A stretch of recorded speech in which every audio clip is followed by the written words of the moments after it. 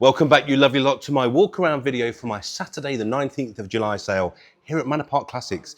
It's Wednesday night. You've been clever, you've subscribed, you've liked, you've rang that notification bell, which means you're getting this early. So you still have 2 full days to go onto the website, or even better, pop in person and have a look at these beautiful cars for yourself. And as you can see, wonderful people have joined us to do just that.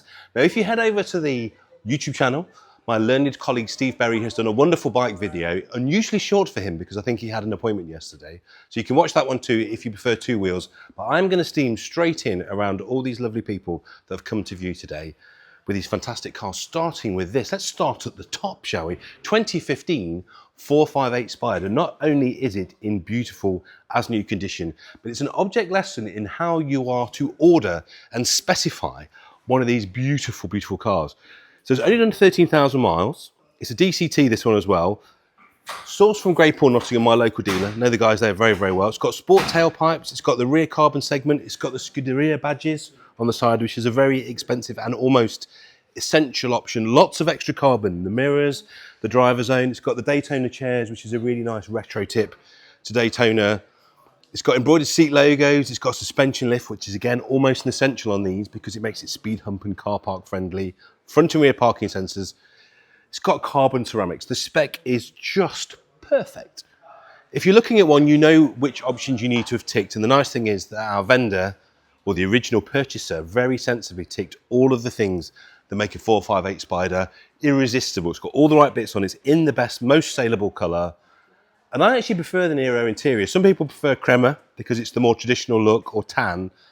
I think on a Spider, because when you park them outside, they do get a little bit dirty. Nero is better. I was at the Goodwood Festival of Speed at the weekend. So many people parked in the car park. We had 3 days of heat wave, and the people that had left their Spiders with the roofs down when they came back from a day at the show were absolutely covered in dust. That's when a black interior makes a huge amount of sense. Now, despite the fact it's specified to the nines, 130 to 150,000 pounds for that car, which in every way is as new. Beautifully spec. Do come and have a look. Come and pull the original build sheet, because it hasn't given you all of it. She's ready to go. Beautiful, beautiful car, that one. Slightly more affordable, no less cool. Let me just also stop you there. Can you see up there the James Hunt helmet? We're going to have a charity raffle. It's a replica helmet. It's not a real James Hunt helmet. We wouldn't just leave it there if it was. But one of you is going to enter our charity raffle on Saturday, and you can win that. Or, as modelled by myself, our sweet merch. Look at that. T-shirts, hats, mugs. Be part of the Manor Park family. 1977 Triumph Stag. I do love a Stag. I think they are entering a period where they look better than ever. They've got that lovely Michelotti styling. They're probably about as cheap as they'll ever be. 1977 car, a super example that's had a lot of restoration and a lot of money spent. Just look at the quality of the paint. Look at the quality of the things like the wheel refurb that's been done. This is not your normal scruffy Stag, but despite that, because these are in that lovely bit of the price dip at the moment, 12 to 14 grand. And can I show you the V8? Yes, I can. Look at that there. And it's the Triumph V8 as well. It's not been upgraded to a Rover. Only 3 previous owners on this lovely car. The last owner, our vendors, had it for 10 years. And he's been restoring it over the last 5 years. It's lovely, look. It's Manuel.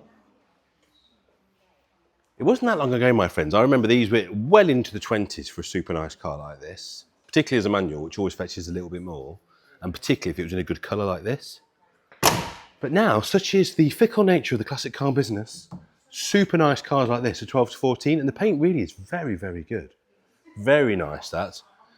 As nice as that looks on your telly at home is how nice it is in real life. So I think if you're looking for a cool CAD Bounder edition, beautiful specification, the only thing I don't know is whether it's got the hardtop. Let's have a quick look. Unfortunately, we don't have any history before being purchased by the vendor. It has been driven here. There's £3,000 worth of bills, and it has got the correct engine. I don't see we've got the hardtop. So a bit on it that it doesn't have the hardtop. And who knows, you might be pleasantly surprised. Now, you may have seen in the news this last week or so, Ian Callum, legend, all-round nice guy, fabulous car designer, award-winning car designer, actually, and wit and raconteur, has been messing about with wooden picket and has created, I think, the coolest-looking Mini ever to have lived. And what's nice is now everybody's talking about Minis, because that new wooden picket Callum car starts from £75,000, and most of them are going out the door for about 100. What it does mean, I think, a bit like singing with a 964, all of a sudden, people will become very interested in beautiful, well-specified, well-historied cars. How about this? 1999 Mini Balmoral, which is a very nice special edition because you get the tartan inside. Have a look at that. 86,000 miles, owned by a mother and son for the last 10 years, completely standard specification and subject to a recent £5,000 expenditure. Now, these Balmorals, I think, are one of the prettiest late 90s cars because you get the wood dash, you get this gorgeous ruby paint. And the paint's good but not perfect, so I'm going to give the paint a very, very strong 9 or 10 in the middle. What's really hard to do on a Mini is around the seams and edges. If you just look, you get a tiny bit of peel on the edge of the roof because it's very hard to paint a Mini properly. So the paint is good but not perfect. The way the car presents, though, is absolutely stellar. I really do like the way it's been done and looked after. Large number of invoices for work carried out and parts purchased for the car up to £7,000. So it really has had some love expended. I think, get yourself a 90s Mini. I think it's going to be money in the bank, I really do, because all of a sudden you are going to see adverts for cars being sold in 2 or 3 years' time when people have had their wooden picket for 60, 70, 80,000 pounds. So to have a nice Mini like this, which is going to be 6 to 7, will suddenly seem like an utter bargain, won't it? Very pretty car. I love those petrol wheels. I think they're so beautiful as well. This I also really like, just a Mini 1000 City E, really great, honest spec. I think one of the loveliest, simplest specs, because I think in a Mini, things like having low back seats, although they are less safe, it's more like the original design vision because when you look through, you don't get the headrest interrupting the view. Silly things like that. This one's done 33,000 miles and it really does show. It's got the original purchase receipt. It's just super unspoilt condition. Let me open the door for you because it is gorgeous inside. Look how clean that is. It's got the original book pack. It appears to be very, very original. So it's got the original chrome trims, which is just discolouring a little bit. Few little signs of wear and tear on the exterior, but not many. Again, on the interior, a tiny bit of bagging on the seat. There were numerous bodywork issues attended to in 2019, which have all been done. We've got all the paperwork for that.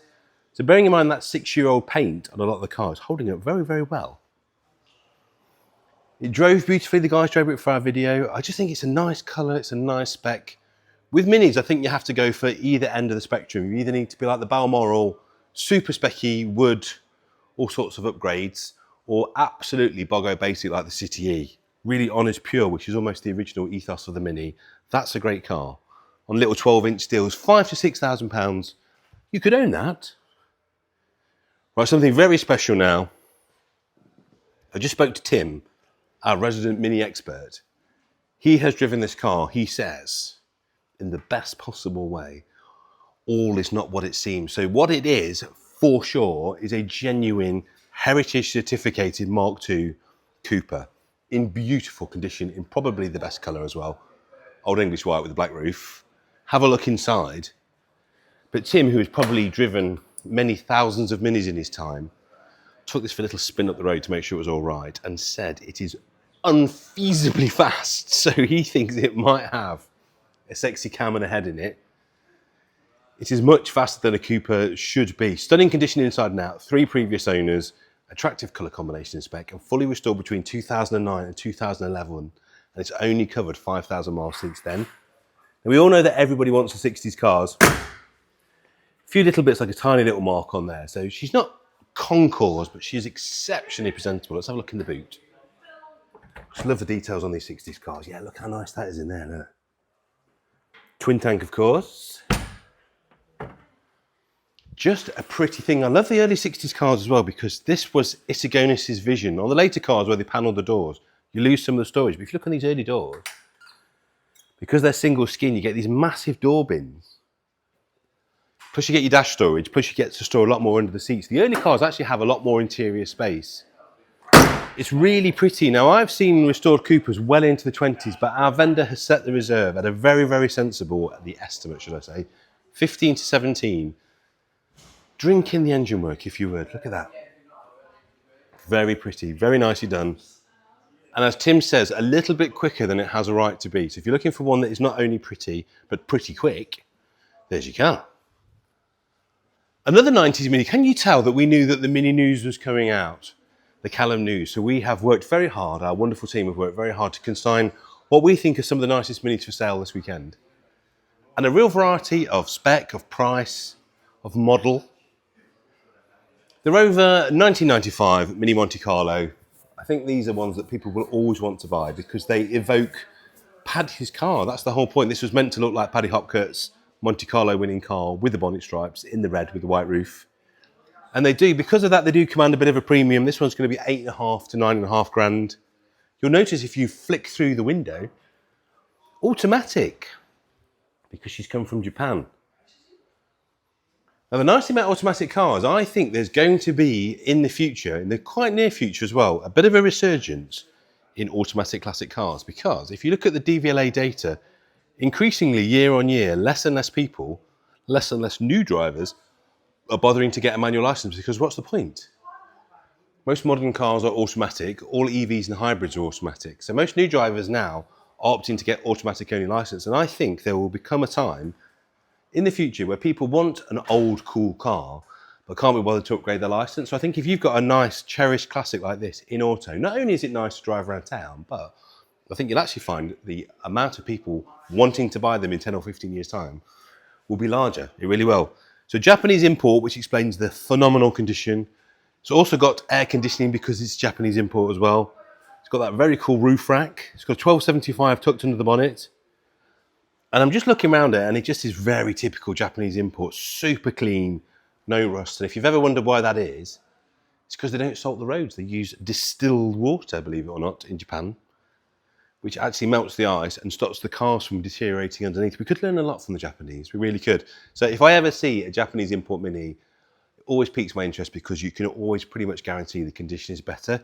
So like I say, 8.5 to 9.5 needs nothing, but just do remember it is an automatic. And if you have an auto-only licence, that's a bit of a bonus, isn't it? Now, a Leyland Mini Moke. Look at this. Now, we've had a few Mokes in. I would wager this is probably the sportiest and the funkiest one we've had. This is a later one, 77, Australian-built Moke, this one, in just absolutely mad condition. Come and have a look at some of the details, particularly on the interior. It's even got a waterproof speaker and stereo set in there as well. 2,700 miles. It's been upgraded to a 1275. Was restored in 2019 with a brand new roof. That audio that you see in there, the speakers and the head unit, that's Fusion Marine audio, so it's for a boat, which means should you be caught in a storm or drive through a very big puddle, still going to work. It's got stainless steel exhaust in there as well. So white with the black interior, imported here in 2021 from Australia. And as I say, at some point since it's been in the UK, it's had a 1275 in, and that restoration was done 6 years ago, and I have to say, it was done to a very good standard. The wheels work, it's got the mounted wheel on, it's got these lovely deep dish seats. It's just great.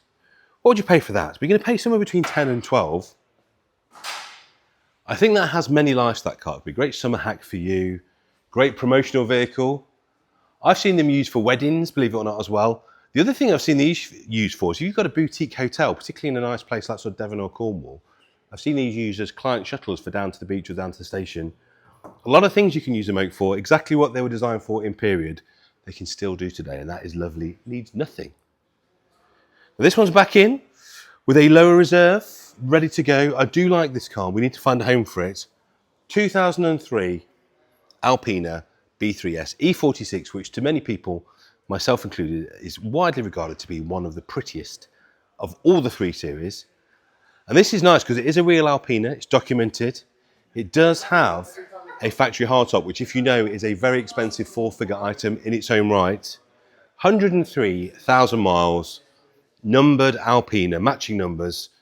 If you want an M3, and let's face it, who doesn't, this car is much rarer and a little bit more desirable to most BMW enthusiasts. But despite that, because the mileage is quite nice at 100,000, 8.5 to 9,500 pounds. We've got the original factory build sheets. We've got the numbered Alpina plaque. It's had some work spent. It's got a coolant thermostat and housing. It's had the wheels refurbed, some new Uniroyal tyres as well. It's had the hood service done. There's a lot of builds with it. The owner has cared about it and cherished it. If you don't like these aftermarket mirrors, they look pretty good, but if you are an original purist, then I would say on an Alpina, it's probably worth reverting back to correct spec. They are in the boot. So if you want to have it showroom specification. That's the work of moments. They need painting, but they're easy to put back on. And like I say, for under 10 grand, you can own that beautiful car. Now this next car, I recognise, you might recognise it too.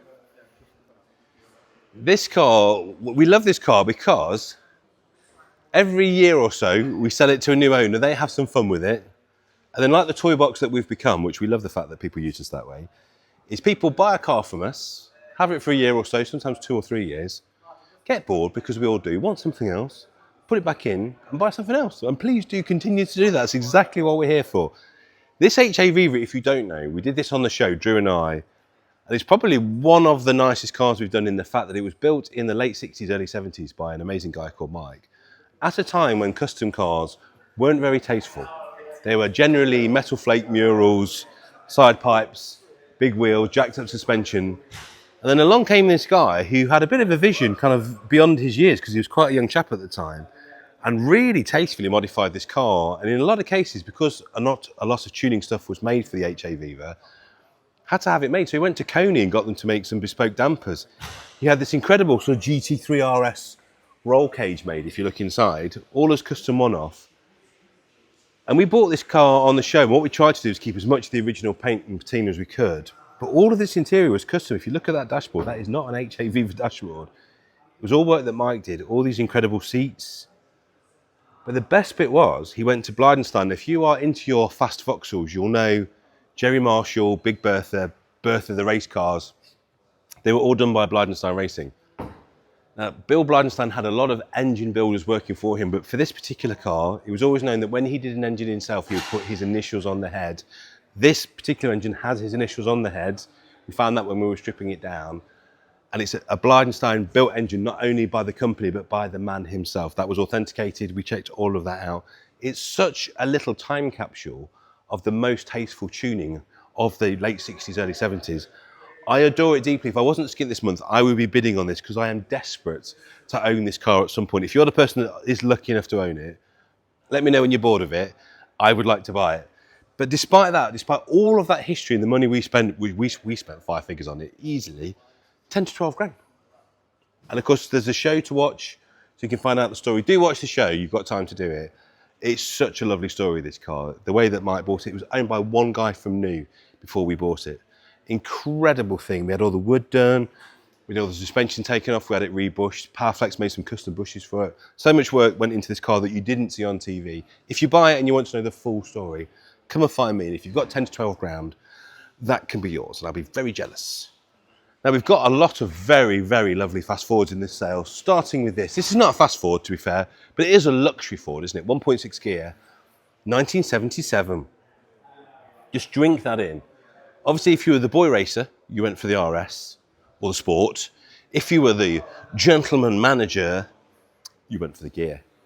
And the idea of this is obviously something that's very common today, which is you take a middle range car and you put all the luxury stuff, so very beautiful alloy wheels. You've got your metallic paintwork, you've got your vinyl roof, which really was quite the thing then. You've also got your head-rested seats.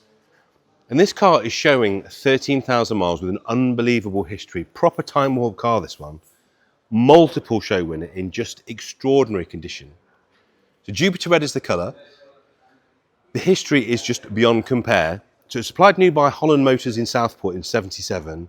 He kept it for 28 years as a display car. This is the thing. So this is sat in a dealership as a display. It was then owned by Mr. Cross, who's a car collector. So it's just bounced from showroom to collection. And that is why, my friends, you're looking at probably the best reference quality Escort in the world. The paperwork is flawless. Photographs, newspaper articles, show outings. It has just won everywhere it's gone. I don't think you'll find a better car.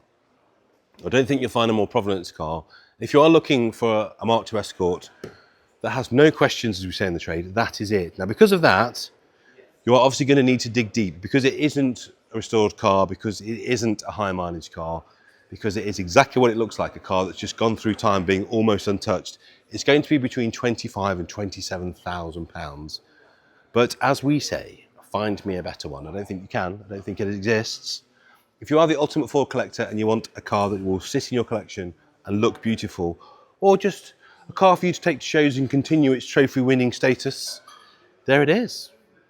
This is very good. Now, Auto Unions, I'm lucky enough to have a very good friend called Frederick. Hello, Frederick, if you're watching.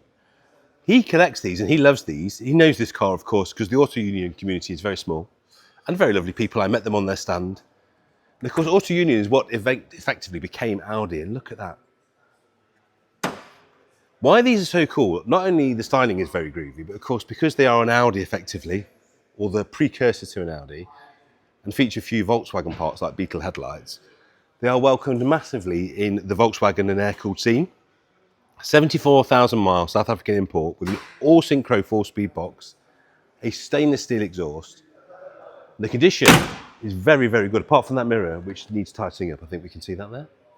So do tighten that up. They never really come up for sale that often, and this is in lovely condition. I wouldn't say it needs an awful lot. The paint's good, but not perfect. A little bit of a flat and a polish would make a difference to the roof. The chrome and the bright work is very good because that's not the easiest to get. But what I love about this, well, two things I love about this. When you go to a car show, most people won't know what it is, and that has a massive attraction for me. And secondly, for this one, lovely condition, lovely colour. They actually drive really well. They're just hugely characterful. I think we should all be buying cars that are a little bit different from the norm, that don't cost huge amounts of money, because that will be £6,000 to £7,000. And also, being effectively a station wagon, you've got massive rear seat, huge amount of rear seat legroom, and look at the size of the boot. If you want a tax-exempt, MOT-exempt practical classics, that's what we're all about. Look at that, look. That's huge. So you could get your suitcases in there. If you want to use it as part of your business, you can get all of your stand, your stall will all fit in the back. Aren't they just wonderful things? And say £6,000 to £7,000 is all it takes to take that home. Again, another rarity. Once a car that was relatively common, and then just because they've all rotted away and not been saved, you never see any more. Now, the debate will rage forever is, do you say Vanden Plas? Do you say Vanden Plas? Please leave your thoughts in the comments below. Fuzz Townsend says Vanden Plas, so that's where we'll end the discussion. We'll say Vanden Plas. So the 1974 Vanden Plas, please put your preference in the comments below. 1300. We don't say this lightly. We think this is probably the best example in the country. Having had a look around it this morning, I would have to agree. She is almost flawless, ladies and gentlemen. 5,000 miles since the restoration. And just come and have a look. Come and look on this side, Fraser. Just walk around. Have a look at the quality of the woodwork, the leatherwork, the dashboard. It's just stunning in every single way. Again, a collector quality car, this. So we think that mileage is genuine. The mileage showing is 5,000. Again, a car that we feel, looking at the paperwork, has just bounced from collection to collection. Everything on this car looks original. The underside is as new. You're never going to find another one. So we've got the full history from when it was originally supplied. It's been dry stored since 1981 and under 6,000 miles. The stamps in the books. We've got some older V5s. It's only had 3 previous keepers. So again, like the Escort, it looks like it's been heavily restored, but the evidence suggests that it has not, which is always very exciting, isn't it? Always very exciting to find a car in its original paint and leather and wood that looks like it's been restored, because it's just, you're buying it literally in the condition it left the showroom, and that just never happens. 15 to 17,000. As I say, if you are a genuine collector, you will be very happy with the condition of that if it arrives on a transporter to your facility. Now, moving on, we're going to talk about this beautiful Bentley, and for that, I need my good friend, George. Magnificent pre-war bodywork in exceptional condition. That's enough about George. George, tell me about the 1936 Bentley 4.25 litre Tourer with beautiful bespoke bodywork. You know this car intimately, don't you? Yes, I do. Unfortunately, the owner of the car passed away a couple of years ago, and I became in contact with this car way back in the late 70s, early 80s. It was originally was a saloon, but a very good friend of mine, Roy Ashton, who had a company called Rover Restoration, and a lot of very skilled people there, set up to put it to the way it is now. A lovely 4-seater with a 4.25 litre Bentley engine in it. The paintwork is exceptional. This was painted probably in 81 or 8, well, I think it was painted in 81. And obviously what you see here is a very stylish car. And I think that anybody who's lucky enough to buy this car will have an enormous amount of fun. I've driven the car. And I've done lots of pre-war cars, but to have something that's got 4.25 litre engine in it, you just feel as though you can climb mountains backwards. And it's a lovely, lovely car. And I think whoever gets the chance to buy it with a little bit of recommissioning and one thing and another, service it because it's not been on the road properly for a while, will have an enormous amount of fun. And I have, whoever buys it's got some more pictures of it at Alton Park at a VSCC meeting in 1983, and I'll be very happy to let them go with this car. That's very cool, George. And we should talk really, shouldn't we, about the quality of the panel work, the shut lines, the craftsmanship on this car. And as you say, it's sat in this paint and this bodywork for almost 45 years. Yeah. And it looks like it was done about a year ago. I know. Well, the people that painted this car painted my Singer, and that was painted in the winter of 1980. And apart from a few stone chips, it still looks like then. But it's just all the other things I like about it. It's the leather trim, the little bits in the end there. Trimmers now, they just look at the way that door closed. Just imagine sitting there looking at that lovely low sports windscreen. It will fall flat if you want to have it, the wind blowing through. Put your hat on backwards, hood, everything. It's just a really, really nice car. And I think it's testament to all the people that put this car together and created it, that here it is some 45 years later, looking as splendid as if it was only done 5 years ago. It's incredible. And also these 20s and 30s Bentleys are ridiculously usable, aren't they? We went to Le Mans Classic with my mate Tom Scott. He actually raced in the 100-year centenary race in his 20s car. He drove there, he did the race. Every night we drove into town to go for dinner, and then he drove back. Yeah. And you just think, they're just so usable, aren't they? They're like trucks, basically. They're so tough. Well, they are. I mean, historically, Bentleys, but there's some of the Vauxhalls and Sunbeams, all of the 20s, they're enormous horsepower, enormous size engines with not an enormous amount of horsepower. But you see, people with these now, they can put, I think it's a Laycock overdrive halfway between the prop shaft, back axle and the gearbox. And these will cruise along at 65, 70 mile an hour. Scare everybody to death if you saw this in the outside lane. You'd wonder what the hell was going on. But just look at it. If you were driving along in this car on a nice summer day, how would you feel?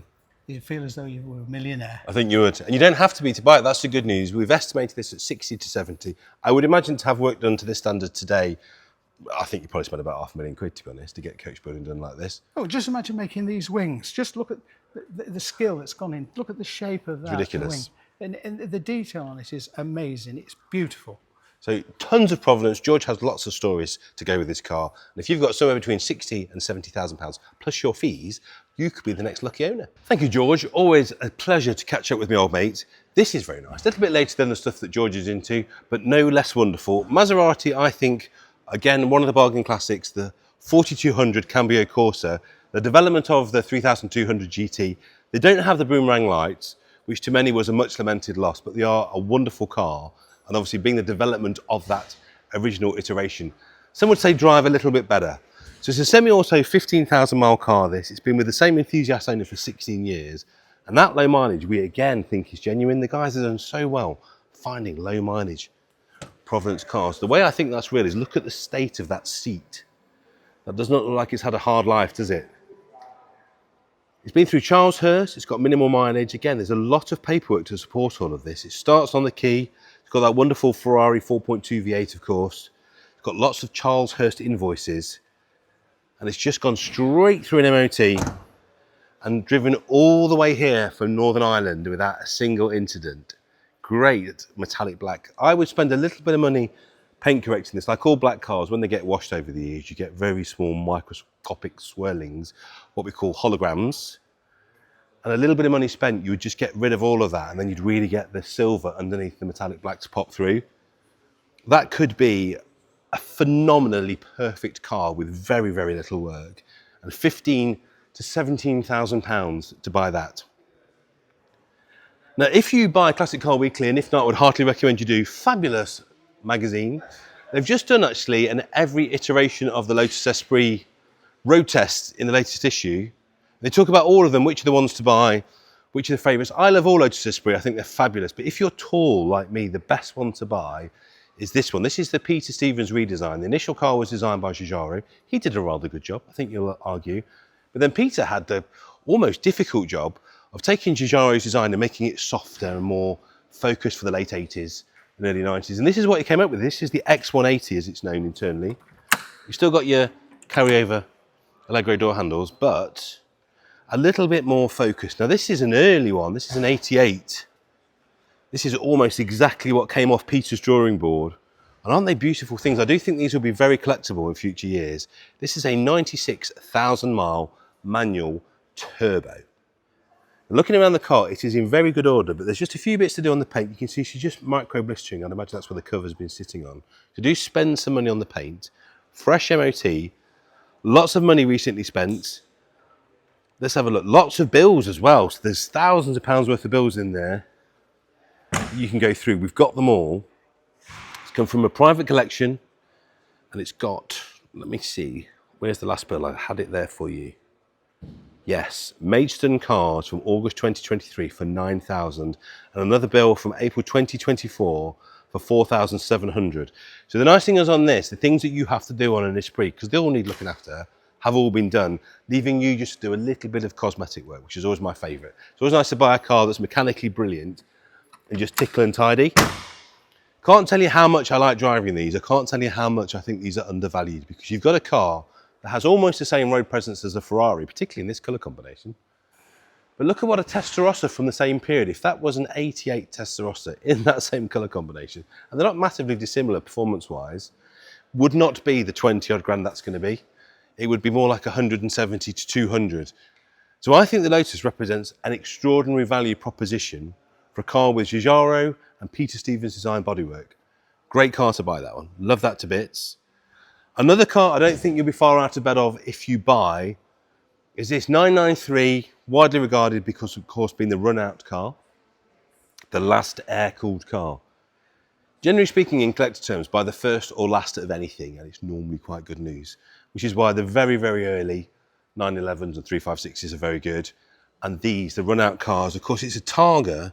It's also going to be very price rangey, this, because if this was a manual low mileage car, it would be just gazillions of pounds. But because it's an auto, because it's done 106, which means someone's used it and enjoyed it, it's going to be 38 to 42. But you still get 285 horsepower. You still get that wonderful electric sliding roof, which is fantastic. All the best bits of a convertible, all the best bits of a hardtop. Electric seats, got aircon. It has expenditure about 6 years ago, about 4 grand. And it just sits and presents very, very well. Midnight blue is the colour, black leather interior, lots and lots of history, lots and lots of bills. It's got the correct N-rated tyres, I noticed as well. It's got the Pirelli's N-rated. This is almost my favourite thing in Porsche terms. I just bought for Mrs. Cowland a lovely, very similar thing, 997 Tiptronic, high mileage, fully historied car. And the other thing about these as well, I don't know if you know, so Porsche at the moment, Porsche is targeting their dealers with the Porsche Classic scheme. So if you have one of these, believe it or not, it's not as expensive as you'd think. In fact, probably a lot less expensive than you think. To take it back to your Porsche main dealer, they are subsidising the labour costs, they're subsidising the parts costs to keep these cars going back to the dealer network. So we've just had a full service done on a 997. We've had all the brake calipers refurbed, all sorts of stuff done. There's a video on my YouTube channel, 1,200 quid at the main dealer for everything, all that work. So these don't need to be a scary proposition. There's a ton of great specialists. You can take them back to the dealer and the work there is subsidised. It's a particularly nice colour combination, and with 104,000 miles, you can just use it. You're not going to be scared to tuck it away because you think you might lose your money if you put 1,000 miles on it. Just smash another 50,000 miles on. You won't care, and I guarantee it'll lose nothing in value if you maintain it. Moving on to a beautiful Lotus Elan, which is over there. Come with me. Now, I'm a bit of a weirdo. So the Elan is obviously everybody's favourite, the little sporty roadster, which effectively inspired the MX-5. I prefer, it's not least of all because I'm 6'4", the Plus 2. I think it's a more balanced looking car. It's a longer wheelbase, so it drives better. It's a coupe, so it's more weatherproof. And this is a great example. We did one on the show actually, and I fell in love with it when we drove it. Well presented car, it's had a recent mechanical restoration. It's also very pretty. Have a look inside. The advantage of the Plus 2 is you can put children and or dogs and or bags in the back. This one's done 83,000 miles. It's had a comprehensive body off restoration 3 years ago, a top end engine rebuild, and lots of new parts. It's only had 5 previous keepers.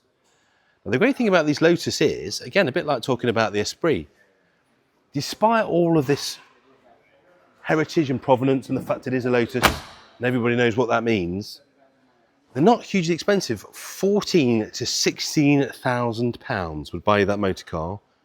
The S being special equipment, so you've got power windows, improved trim. You could have metallic paint on these. This one's obviously white. It's got some earlier period pioneers. It's just a very nice thing. An original car from the Co-op stamp, found when cleaning the interior, down to the original colour-coded hubs. There's a lot to say that's world provenance. It's very well priced. And if you haven't driven one, they do not drive like an early 70s car. They drive like an 80s car. They're beautifully balanced, fabulously poised. And what's interesting is our next car is almost like the modern iteration of that. Why don't we go into this one? There you go. Then this is not what it says. This says Mexico on the side, but please be under no illusion. This is an Evocation, not a real Mexico. We're not saying it's a real Mexico. Someone has done a very, very good impression on what was once a very nice 1100 shell. So what can I tell you about this? Well, first of all, it's your chance to own a Mexico lookalike for a fraction of the cost of the real thing. But all the hard work has been done. Best colour, I think, in the orange as well. 80,000, amazing in every single way, and very nice paint and bodywork. I did have a look round. On the slam panel there, there's a tiny bit of corrosion underneath the bonnet, which you'll need to do. There's a sticker in a weird place on the wing, which suggests there's a tiny bit under there. But I'm giving the bodywork an 8.5, 9. It really is very, very good. Bearing in mind, I hardly ever hand out a 10. All the bits are right. So it's a very, very good replica. I think certainly from 5 yards away, it's going to give you all of the convincing points aesthetically that you need. It's got a Burton power engine as well. It's got the Mexico stripes. It's got the RS 4-bar alloys. It's got a rear window sticker from the supplying dealer. It just looks good, doesn't it? It's got radiator, Weber carb, silicone hoses, Harris performance manifold, a fuel tank, fuel cap. So lots of lovely, really nice sort of Ford approved, as in the Ford scene, approved tricks and upgrades. I just think it's fabulous. I would always love a Mexico, but I think I've also accepted the fact I'm never going to be able to afford a real one. And there's nothing wrong with an Evocation. You get all of the fun, none of the worry, and you get to save literally tens of thousands of pounds. Great car that, done to a very, very high standard. And who cares if it's a replica? I just think it's brilliant. Right, this next one is all real. This is very much a 1600 Sport. Now what's hilarious is when Jim wrote the description for the first 1600 Sport that we had in for the auction, he said, when did you last see one of these? We've got 2 in the auction, which is not any detriment to how rare they are. It's just how brilliant our consigning team is that they can find stuff like this. This is super nice. South African import, 1980, and registered in 2021. First of all, let me show you the interior because that is remarkably good. I think it's original as well, you know. Outstanding condition, says the consignment team. I would not disagree with that. It's got 94,000 kilometres showing, which is about 58,000 miles. UK registered with the V5C and in show condition. Interior is clean. It's got that Clifton sand paintwork, which is really nice. You could only get that in South Africa. It's got the Cadiz stripe fabric. It's got really nice dashboard as well. All the decals are good. I just think the Mark II Escort is one of those vehicles that will never fall from fashion because that impeccable rally history, which of course is why so many of us of a certain age want one, but also again dynamically, what Ford was so good at doing with both the Mark I and the Mark II was creating a drive, as I say, a driving dynamic that you couldn't really achieve at any price, even 2 or 3 times as much. Ford Escorts drive like nothing else. A well-sorted Ford Escort just drives like nothing else, which is why they were so good in competition. That, I think, represents, again, a collector quality opportunity. That's 20 to 22,000 pounds. And the 1600 is actually a lot quicker than you'd think. You think, how fast can a 1600 be? I can remember when I was a little kid living in Bottisford in the East Midlands, our next door neighbour, I don't know what he did, but every year on the 1st of August, which was the change day there, he would have a brand new Mark II RS. And every year he would order one of the Larry colours like Signal Orange, Peppermint Green. And I can remember as a little kid, I'd have been about 3 at the time, looking at these, thinking they were the most wonderful looking thing. Great looking car, and that one really is ready to go, needs pretty much nothing, just for you to enjoy it. Now back to the TVR, this is what I was going to show you.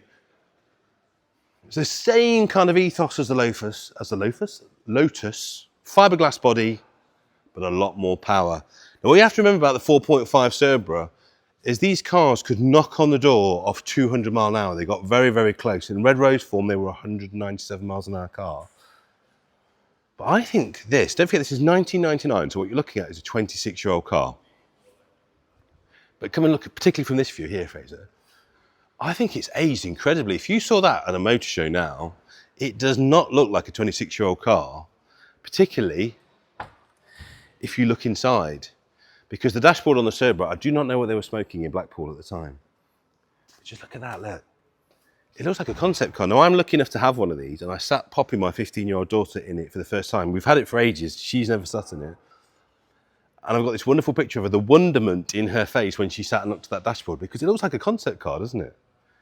It looks like an alien came down and drew it. So I think the Cerbera is going to be a stone cold classic for a lot of reasons. You get that fabulous AJP engine, and at this point, TVR were doing their own engine, and it is phenomenal sounding thing. It's flat plane crank, ridiculous sounding engine. It is supercar fast, not Porsche fast. These are Ferrari killers. They really are in a 4.5 form. The Owners Club is brilliant. I was out with the lads from the Owners Club the other day. We did a run called Peaks to the Beach. There's a company called Motor Cowland that has all the spares and bits and pieces for these. There's wonderful people like Sport Motive and Talk TVR, people that look after them. So there's so many specialists. You can pretty much buy all the spares you need almost off the shelf. Windscreens, glass, it's a doddle looking after one of these.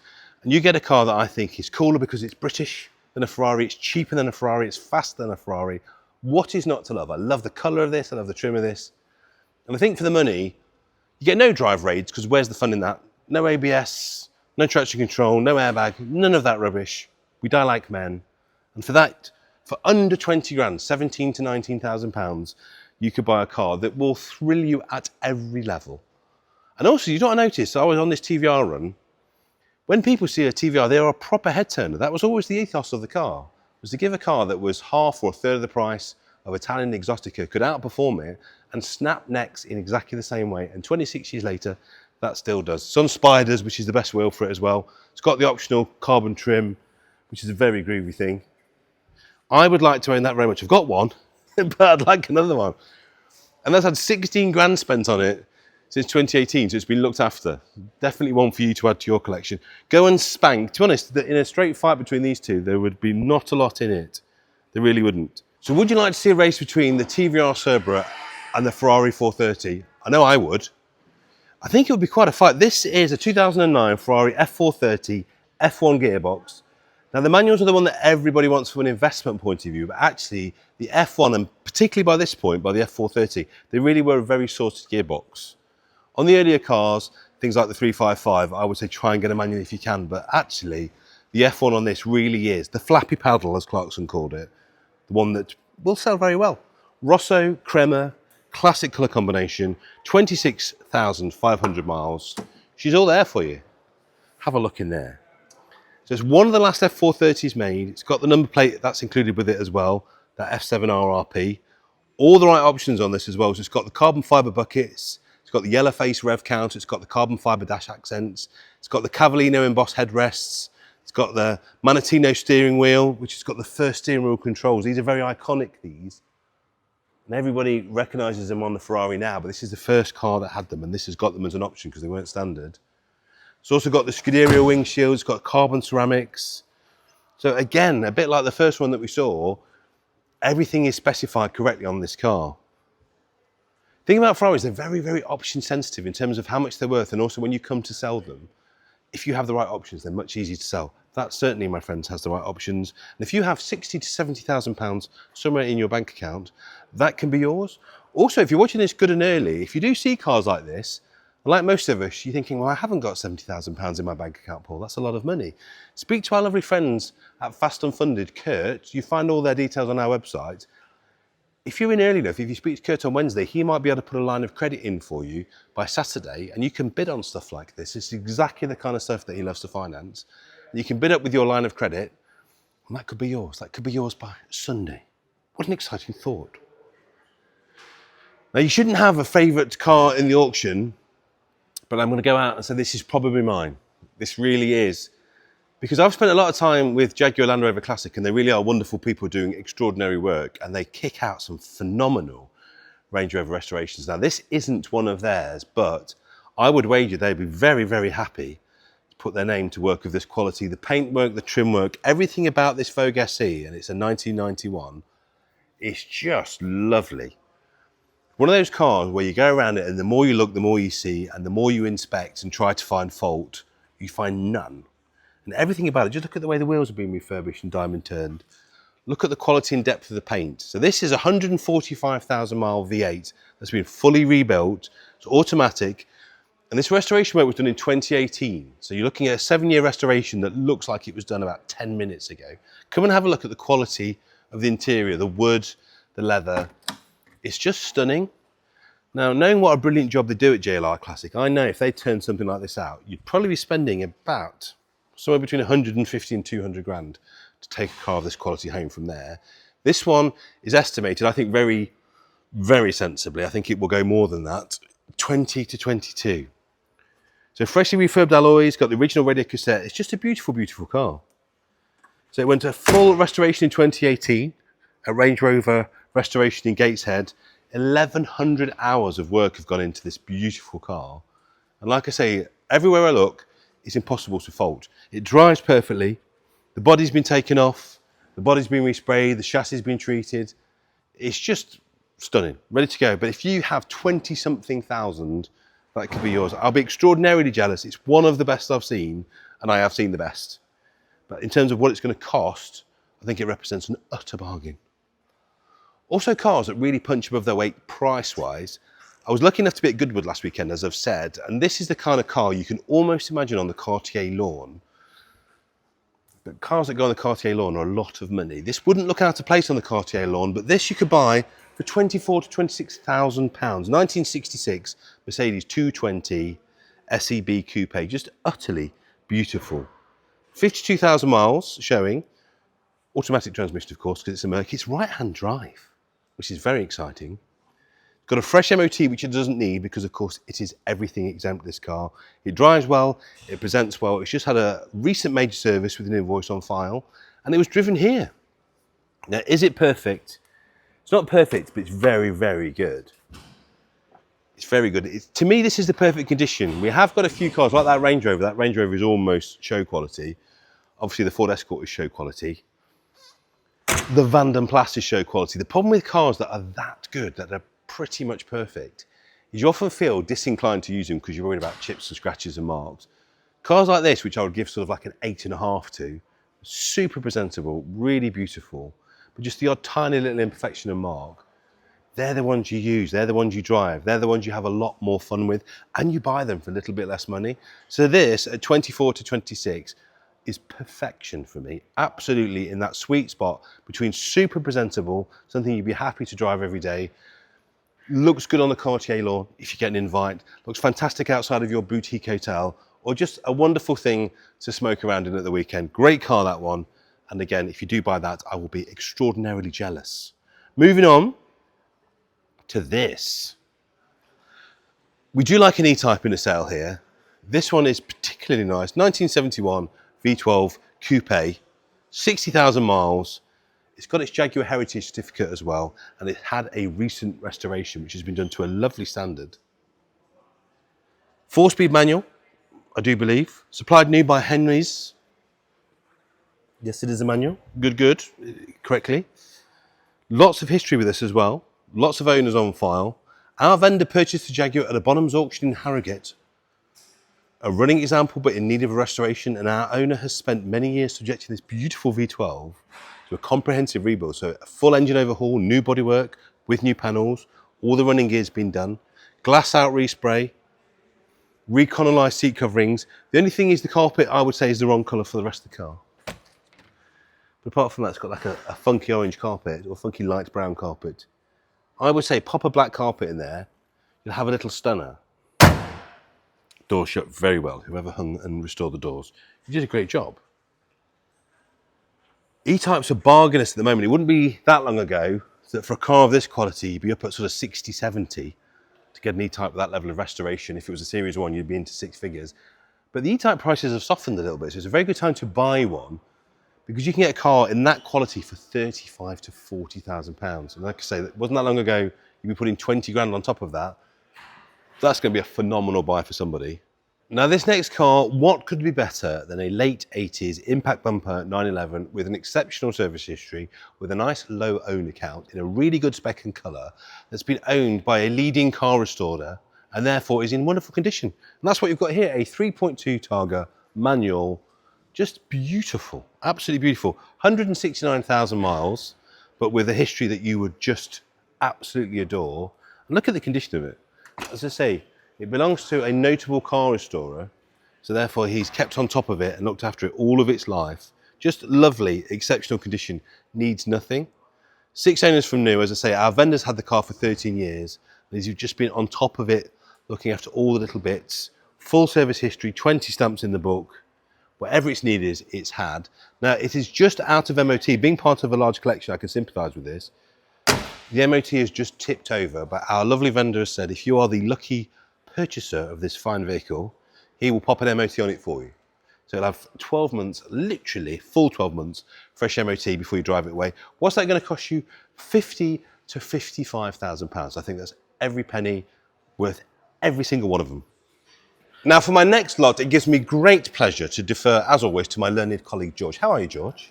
Well, still here, upright, at 80 years of age. 80 years old, can you believe that? But the interesting, learned, it makes you sound as I'm a KC or a QC or whatever it is. I know nothing about the legal You are learned, mate. Anything either immediately pre or post-war, you are our oracle, I know that. Like a dinosaur. But 1955 Swallow Duretti, this is the first one I've seen at sale. I've seen them in a book, but I've not really had much experience with this car, but it's quite phenomenal, isn't it?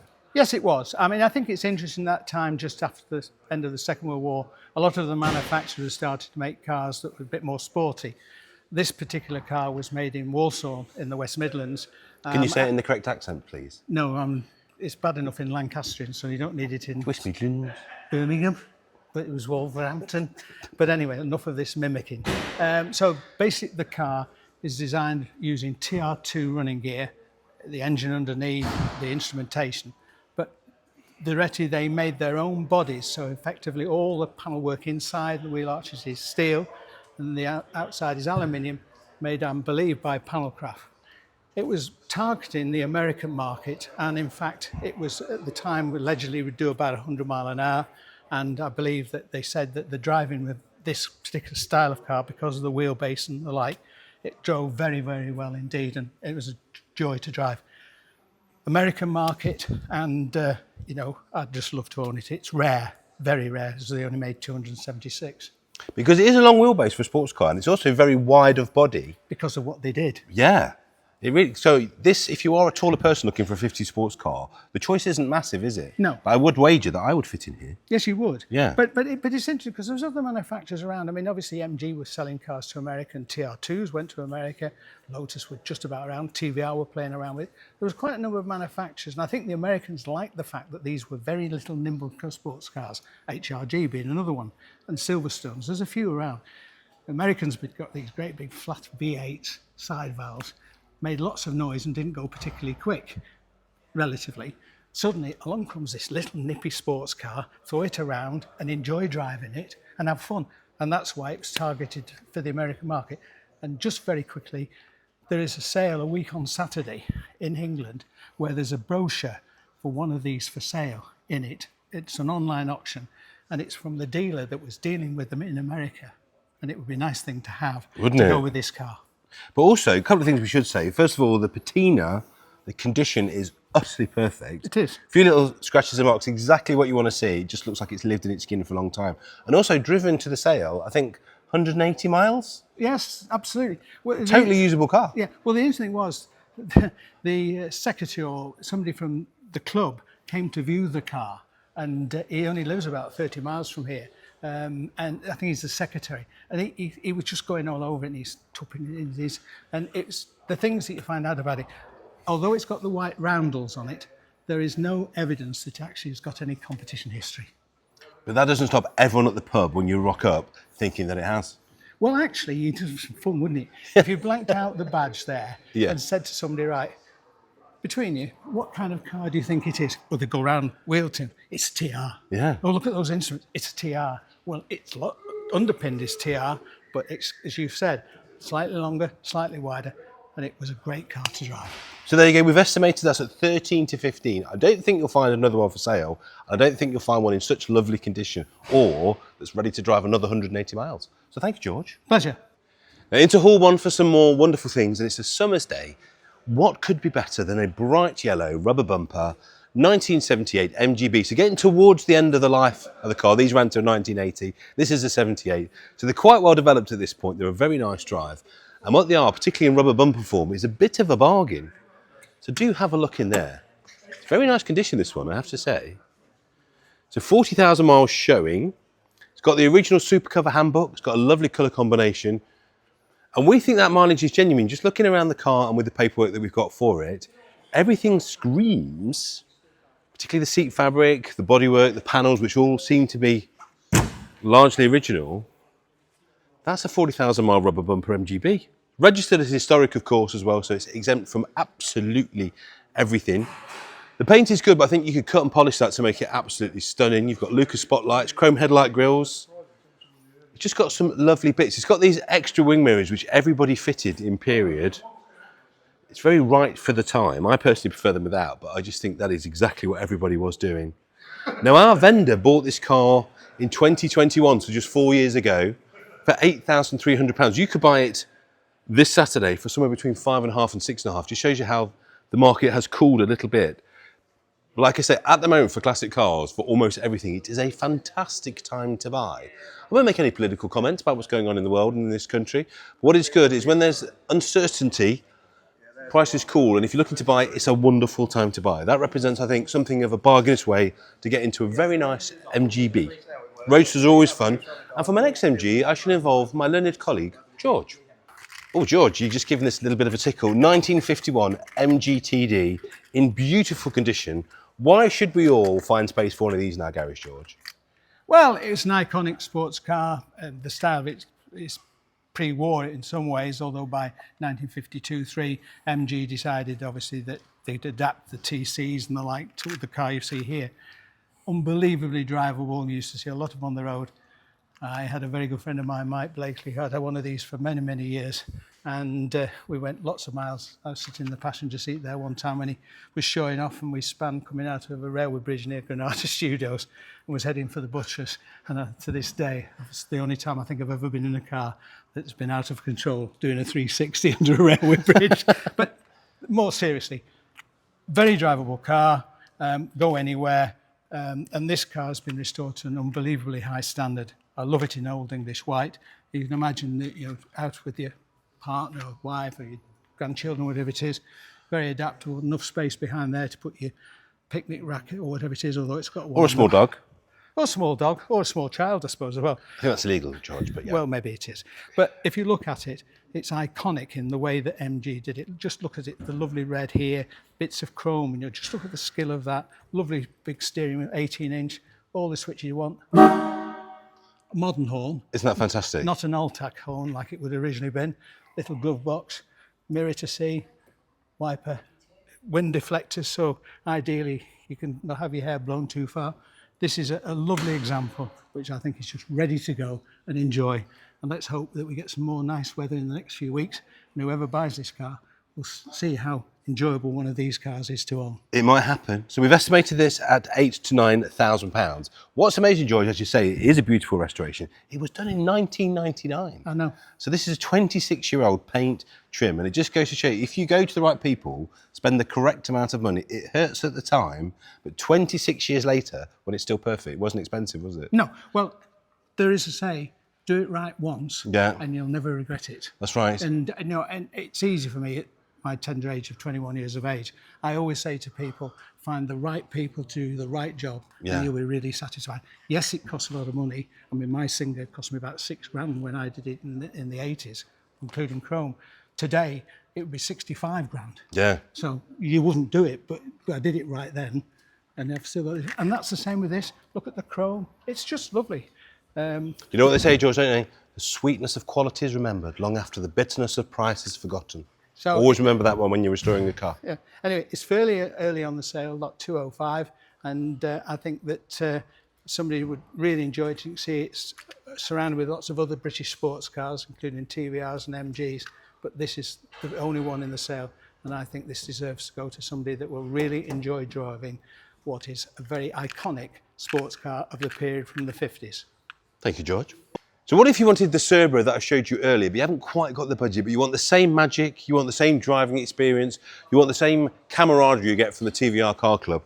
Buy this instead. This is lovely. This is an S2, which is the first Peter Wheeler car. So the S1 was the first Peter Wheeler car, and the S2 looks very, very similar. Slightly longer door, slightly different interior treatment, but this is it. This is what Peter Wheeler brought to the table, and I think it's a bit of a classic. Again, beautiful colour, this gorgeous light blue metallic. And have a look at the condition of the interior. It's fabulous. Now, I think this is going to represent something of a bargain. Most nice TVRs, and we've got quite a few in this sale to go through, are at least in the teens, What's mad about the S-Series is you're getting V6 engine, really nice chassis, great handling, wonderful interior, very evocative 80s interior. But you could buy this car, which has done 88,000 miles and is a manual, for £5,000 to £6,000. I just think they are undervalued for how good they are. I was lucky enough to join the TVR Car Club for an event they do every year called Peaks to the Beach, and I drove a V8 S, which is basically this, a little bit chunkier, with a V8 in, which made all the right noises. This is a V6. I just think you could not get a better car for the money. A V8 S would be 14, 15, 16 grand. This is 5 to 6, 10 grand less. Almost the same driving experience. Bargain of the TVR world. As I say, spares backup is phenomenal. MotorClan have everything you need. The club are just a lovely bunch of people. If it was me, if it was my money, 5, 6 grand, MGB or that, I think I'd probably have that for that kind of money anyway. Moving on. Other cars which are phenomenally great value for what they are versus where they were even 5 years ago. Triumph TR4s. What is not to love about the Michelotti styling of the Triumph TR4? It really is a very lovely thing. And do come and have a look inside this one as well. The owner has done some particularly nice things with the dashboard, the steering wheel, the gear knob. It does feel very special and very expensive in there. This is a 64 TR4 that has had over £14,000 spent since 2018. 75,000 miles showing. It is red, so it has discoloured at a few points. You can just see there's a few little bubbles and cauliflowers.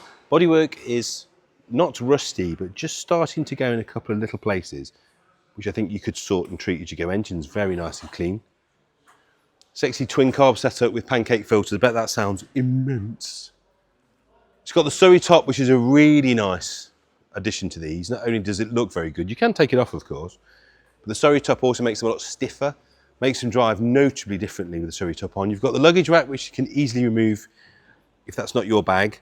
But like I say, a lot of work took place in 2018, 2019 at Classic Cars in Cardiff, which included new carpets, wooden fascia door caps, that lovely new steering wheel, fans, brakes, clutch hydraulics, new gearbox covers, just a ton of stuff. It would take me a long time to go through it all, but do have a look if you're interested in this car, because it has been loved. It has been loved and looked after, and it really shows in the bills. Wasn't that long ago you could get late teens, early 20s for one of these. This needing a couple of little tiny cosmetic pieces, and I'd imagine a nice mop and correct to get it all one colour, 8 to 9. That's what I mean about 60s cars. 50s and 60s cars, if you've ever wanted one, or pre-war stuff, treat yourself now. They're such good value. You get so much car for your money. We've got Rolls Royces for 20 to 25,000 pounds that not that long ago would be 50 to 60. Some stuff is really great to buy. I'm going to walk past this. This is beautiful, isn't it? Don't get too excited though. It's not in this sale. It is in the next sale. But if you do want a beautifully restored 2.8 Ghia injection, there it is in the next sale. Right, for this next bit, I need George. Now this next one I think represents a little bit of fun, potentially not an awful lot of money. So George, here we have the bones of a very good project for not a lot of cash, don't we? Because it's no reserve. Yes, it is. I think whoever's had this car has tried hard to do a lot of the work himself, and unfortunately has passed away, so it's not been completed. Now, what it has been in the past, it's hard to know. It's got even modern seats inside it, but I think it has the makings of something that somebody could make something right interesting out of it. And when I mean interesting, I know two people for sure that would change the body style and probably make it into a van and use it as a promotional vehicle. Because this is a 1928 Morris Cowley, if you're wondering what's underneath all this. So as George said, this could be many things. You could do your own coach built body. You could convert it into a van. I am entirely tempted to hot rod it, which George despairs of. No, I didn't. But the nice thing is, this section of the classic car world is becoming utterly bargainous, isn't it? Yeah. Yeah. There's a lot of fun to be had for not a lot of money. And as you'll see, Sunday morning, there is nothing under here that you couldn't do with a set of old spanners and sockets, is there? Yourself. Everything you see there, you can get your hands to. You don't need to strain your back at it. It's quite interesting. I'll bring it in next time. I have a number of newspaper cuttings where Austin 7's for sale for £5, the complete car, right? And again, when I look at this car, it has enormous potential. It'd be a shame to have it broken up, and I don't think it will be. I think that somebody will buy this. You know, somebody, I mean, actually might make it into a body and do some trialing in it. That'd be and great. Things like that. You know, just chop it all off, make it into a Little boat tail roadster or something would look awesome, wouldn't it? all of that. The potential is enormous, and it's, as you say, is no reserve.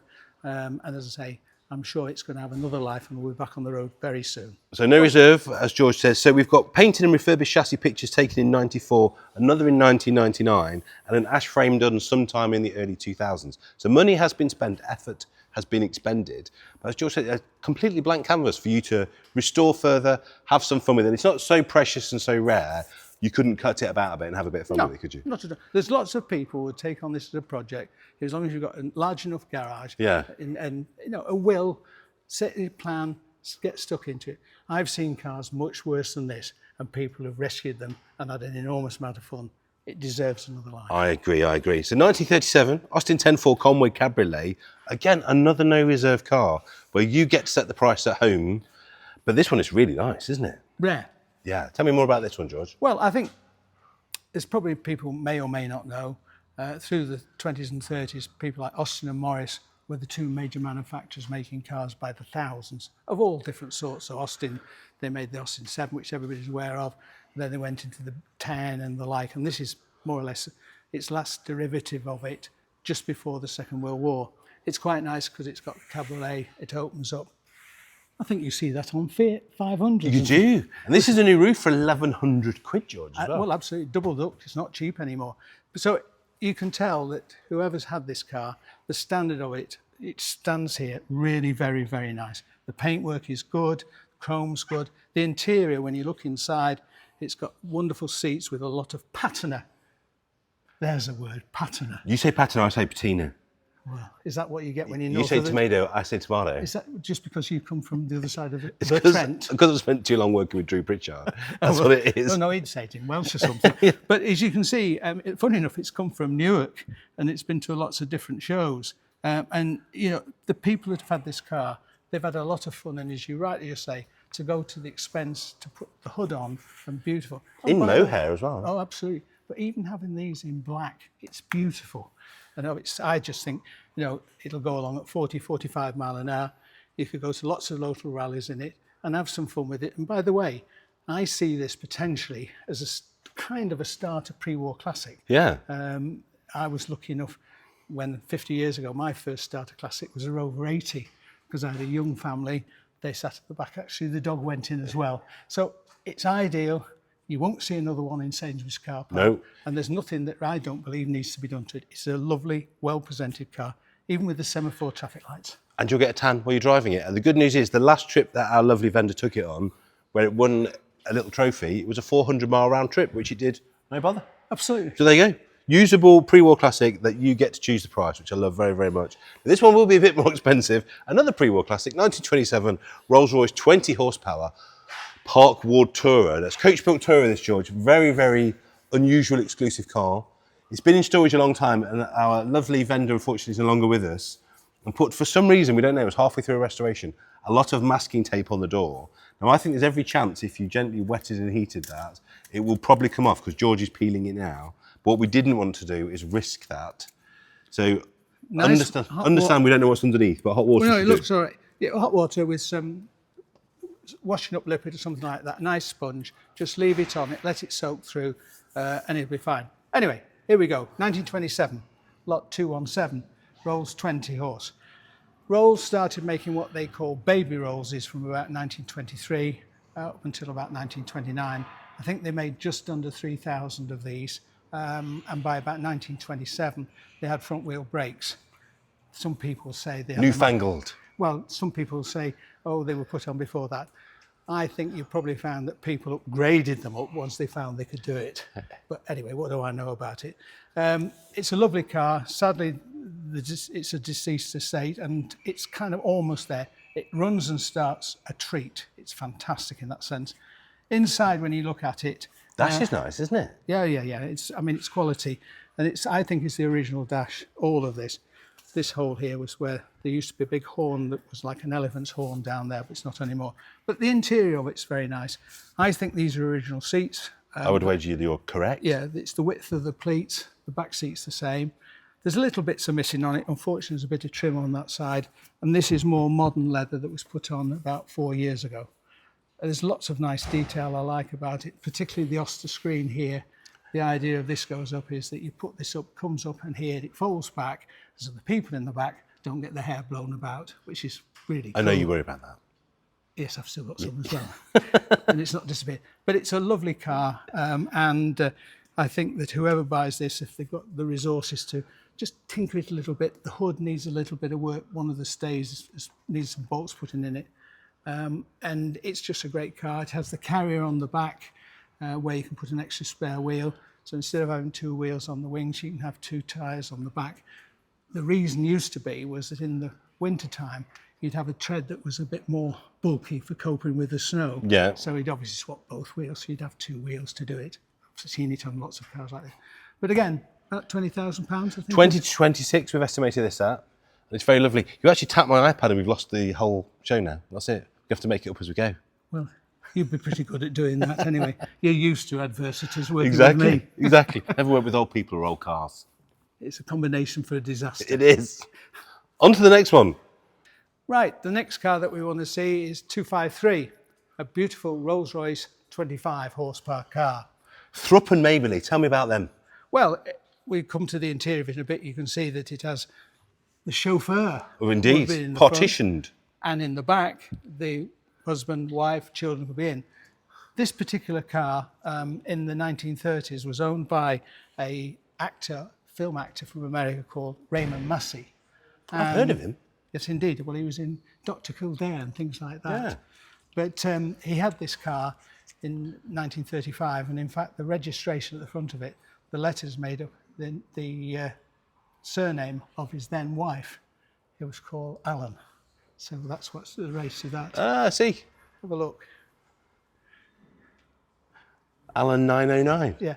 And famous, he actually came Would you just point out his wife wasn't called Alan though, was she? That would be unusual. No, it's her maiden name. Okay. Yeah, it was. Anyway, so that's with the car. And again, it came from the same estate as the other one. Beautifully restored, runs very well. And it's a big limousine, as you can see. If we come around and have a look inside, it's enormous. It's in beautiful condition, isn't it? Oh, yeah. Well, this is good enough to work, isn't it? If you've got a wedding hire business or executive hire business, you want something a little bit different. I imagine this would make an awful lot of money as wedding transport, wouldn't you? Well, it would. You want another Downton Abbey. That's what you want. Yeah, that's what you want. Get it as a film prop. Well, you would. You get film hire work out of it as well, wouldn't you? But it's been beautifully restored inside. I mean, it's obviously got the little jump seats here which fold down and out of the way, which is quite nice. Do you want me to do it again for you? Please, it's There gorgeous. you go. What great action. Look at the quality of those frames as well. Yeah, so yeah, just look at that. And again, whoever's spent a lot of money on this, it's been beautifully trimmed. And even though I've got a cold, all I can smell in here is amazing tannalized leather. It's gorgeous, isn't expensive leather. Very expensive leather. It smells expensive. Headlining's great. It's a wonderful car. And as you say, wedding hire and all kind of things. And again, what price have we got on it? 20 to 22. This era of car is just for nothing now, isn't it? What a lot of car for 22 grand. I mean, you could put 2 grand into 5 tyres on it. I was going to say, I bet there's probably about 10 grand's worth of trim. Oh, well, I mean, you start buying Connolly hide. I mean, this is actually quite a nice hide. It feels a tough hide. A lot of hides these days are very soft. They're like settee type and they don't wear. But look at that. Look at the door. That's beautifully done. So the nice thing is we have on record that we know about £56,000 has been spent on this beautiful car in the last 20 years, and you could buy it for somewhere between 20 and 22. I know. That is a bargain. It is. Only words to describe it. Yeah, it is. Thank you, George. Always a joy. On to some more minis. We have so many minis in this sale, and so many of them are really, really nice. A couple of fixer-uppers. but some that you can just jump in, polish, drive, and have it away. Look at this. Very special time when this one came out. Mini 30 years of the Mini. So 1989, of course, the car was launched in 1959. Rover gave us this, and it really was a very nice special edition model. This one's had 3 former keepers. They only made 2,000 of this model. You've got the half leather seats, look, which are very nice. It's a really nice looking model, this. I've got a couple of mates who've got these. It's a very original interior. It's also got a stage 1 tune with a 3-branch manifold, got an inlet manifold, separate exhaust system. So it looks all stock and cuddly and cozy, but actually it's a bit of a bite to this one. It's quite quick. What I love about tuned cars, and I always tell you this, if you are looking for an investment grade car, always buy standard, because the purist, the investor, the collector will always want the car that's absolutely as the factory or the showroom intended. If cash is your only objective. If you get a really nicely, beautifully tuned car like this that has all the right bits, that actually makes the car way nicer to drive and much, much quicker, chances are you will pay less. And in the case of this car, no reserve. You get to choose the price. This could be a real bargain, this car. And why would you not want the best of both? So you pay a little bit less for the car, but it's better to drive. That's why I always like well-tuned, well-looked-after cars, because you pay less for them and they go faster or drive better. So that's really nice. No reserve, that car, 1989. The bodywork is very good. It's had some paint, you can see. Paint's not perfect, but it is good. I would be very happy to kind of have that as a sort of summer daily driver level. It's pretty good in the gutters. You're getting the very, very start, look. The very start of the little rust bubbles they get. But around the screen corners, it's not too bad at all. But as I say, being a no reserve car, you get to tell us what you think that's worth. A few thousand, obviously, but you get to say what that figure is. How about this for you Austin Powers fans? Now have a look at that roof. Isn't that a bit of fun? And also, let's talk about cars being silly and nonsensical. Minis have always been brilliant to put the fun back into motoring, and the way that this one's configured really is a lot of fun. 1980, Coupe S Tribute, it's not a real Cooper, with a silly 1275 engine, so another car that goes a lot faster than it would have done when it left the showroom. 84,000 miles, lovely minty fresh interior, look at that. This one's estimated at 6.5 to 7.5. Now, it's a historic vehicle registered, so you will not be paying for any tax, any MOT, any road fund licence. It's going to be a cheap car to run, and being a Mini, even with that Larry engine, won't use much fuel. It's got new alloys, new tyres. The front and rear brakes have been uprated to Cooper S spec, which is always nice. It's got a long centre branch exhaust manifold, new battery, new grille, new bumpers. It's been serviced. You can see it's had restoration. It's very, very good. And in the places where a Mini normally rots, it isn't. So it's had paint. The paint's to a good but not perfect standard. If you are wanting one, I would say that's very worth a closer inspection, because there isn't really much to do to that, which is great, isn't it? Tiny bit of paint correction to do, and that's about it. Very nice little car, that. Now, for the next one, once again, because we're going old, we're going classic, we're going collectible, and very, very exclusive, I need George. So, George, this next lot I am very excited about, because this is a chance to own a proper film star level car, isn't it? For not a lot of money, and something that has the potential to be worth an exorbitant amount of money when it's finished, if you do it properly. 1938 Cord Model 812, just the car that every film star drove in the 30s. Well, they only made them for a couple of years in America, and ironically, it's interesting, this finished up in England in right-hand drive. Yeah. Right? Do we know how? We don't. What we do know is that it was, I think we've got records that changed hands in 1955 with a dealer somewhere in the Wirral. And then the vendor that bought this car bought it some time later. I think a lot of work had been started on it, because you can see where there's been some repairs done under the bonnet and the things like that.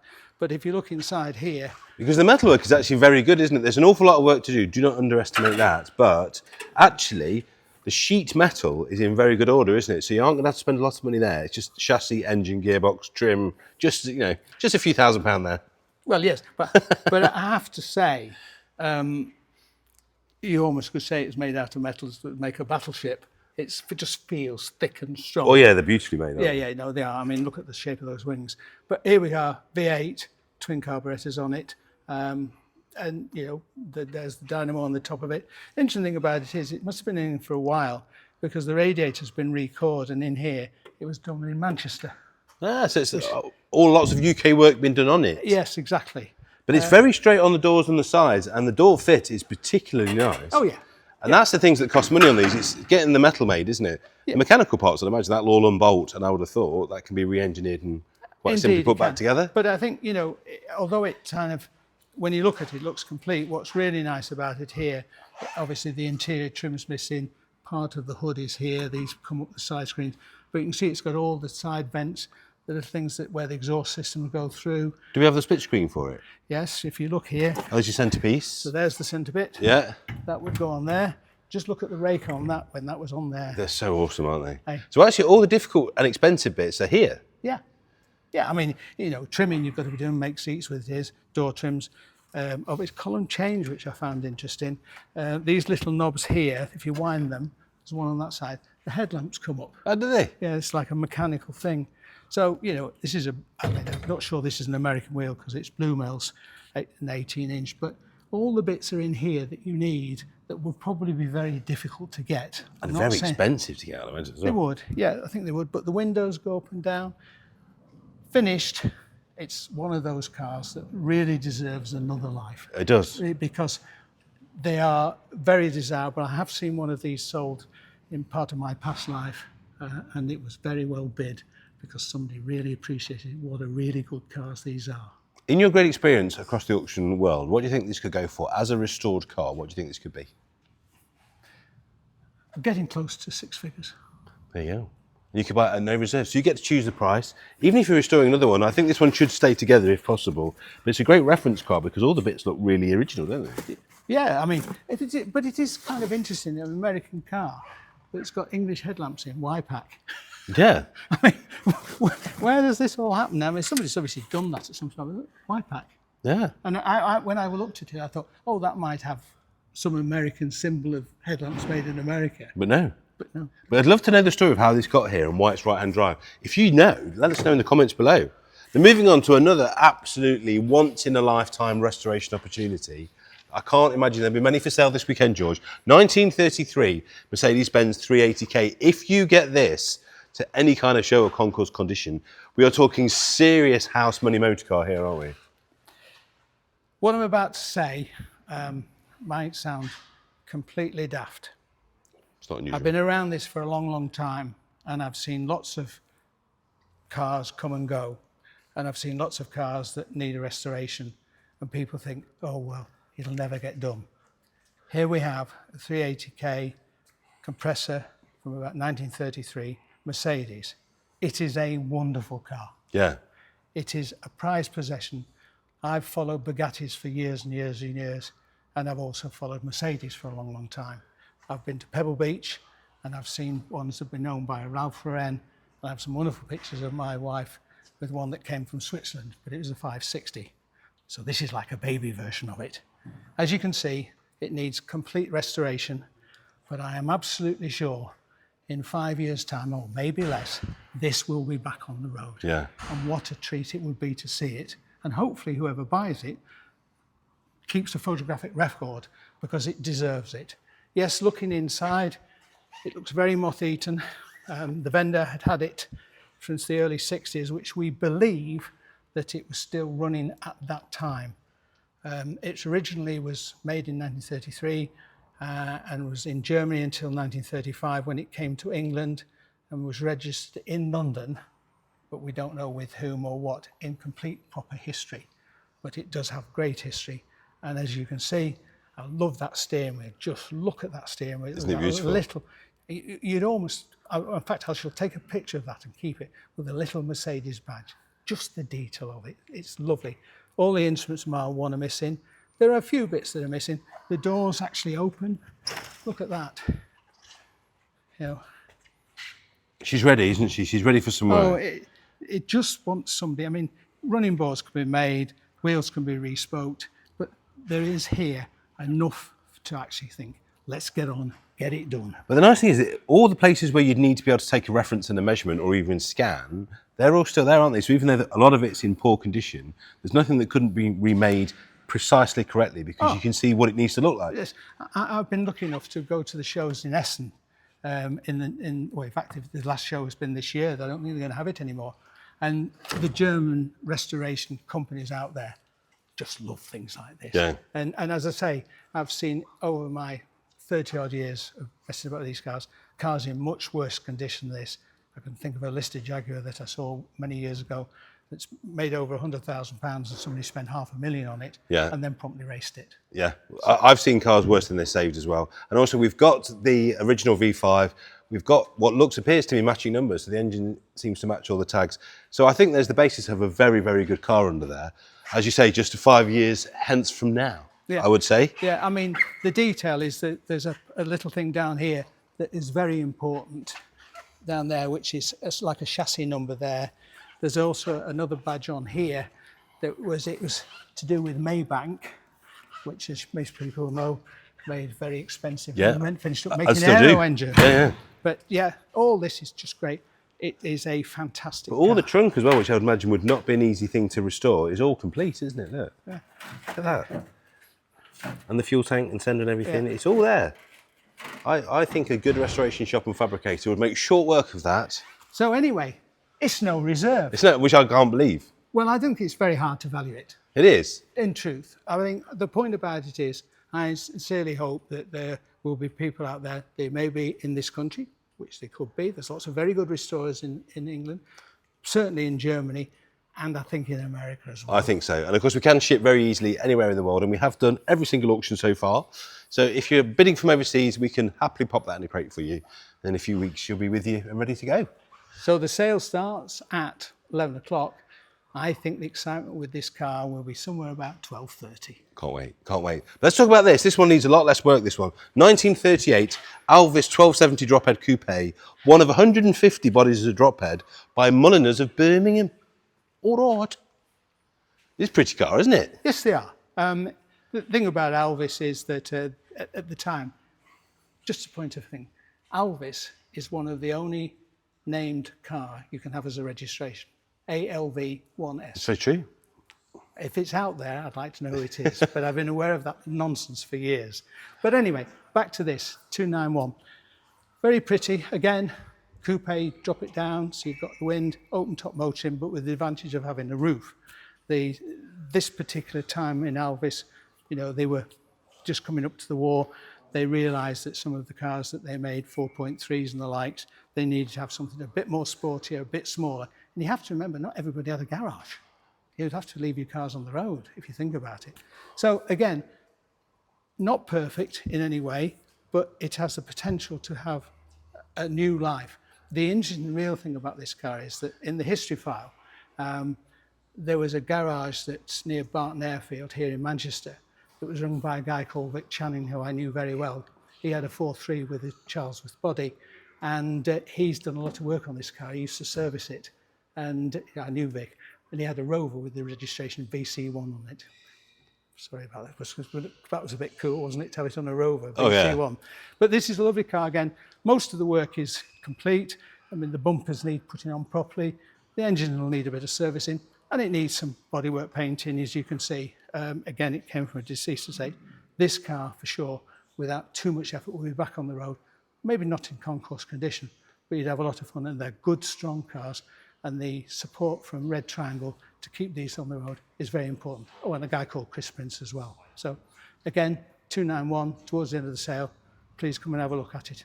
And you're not disappointed. No, you won't be, George. It's only £8,000 to £10,000 to buy that. And as George says, the condition is, I would say, almost perfect. Just get it mechanically recommissioned. Don't touch the paint. It's perfect.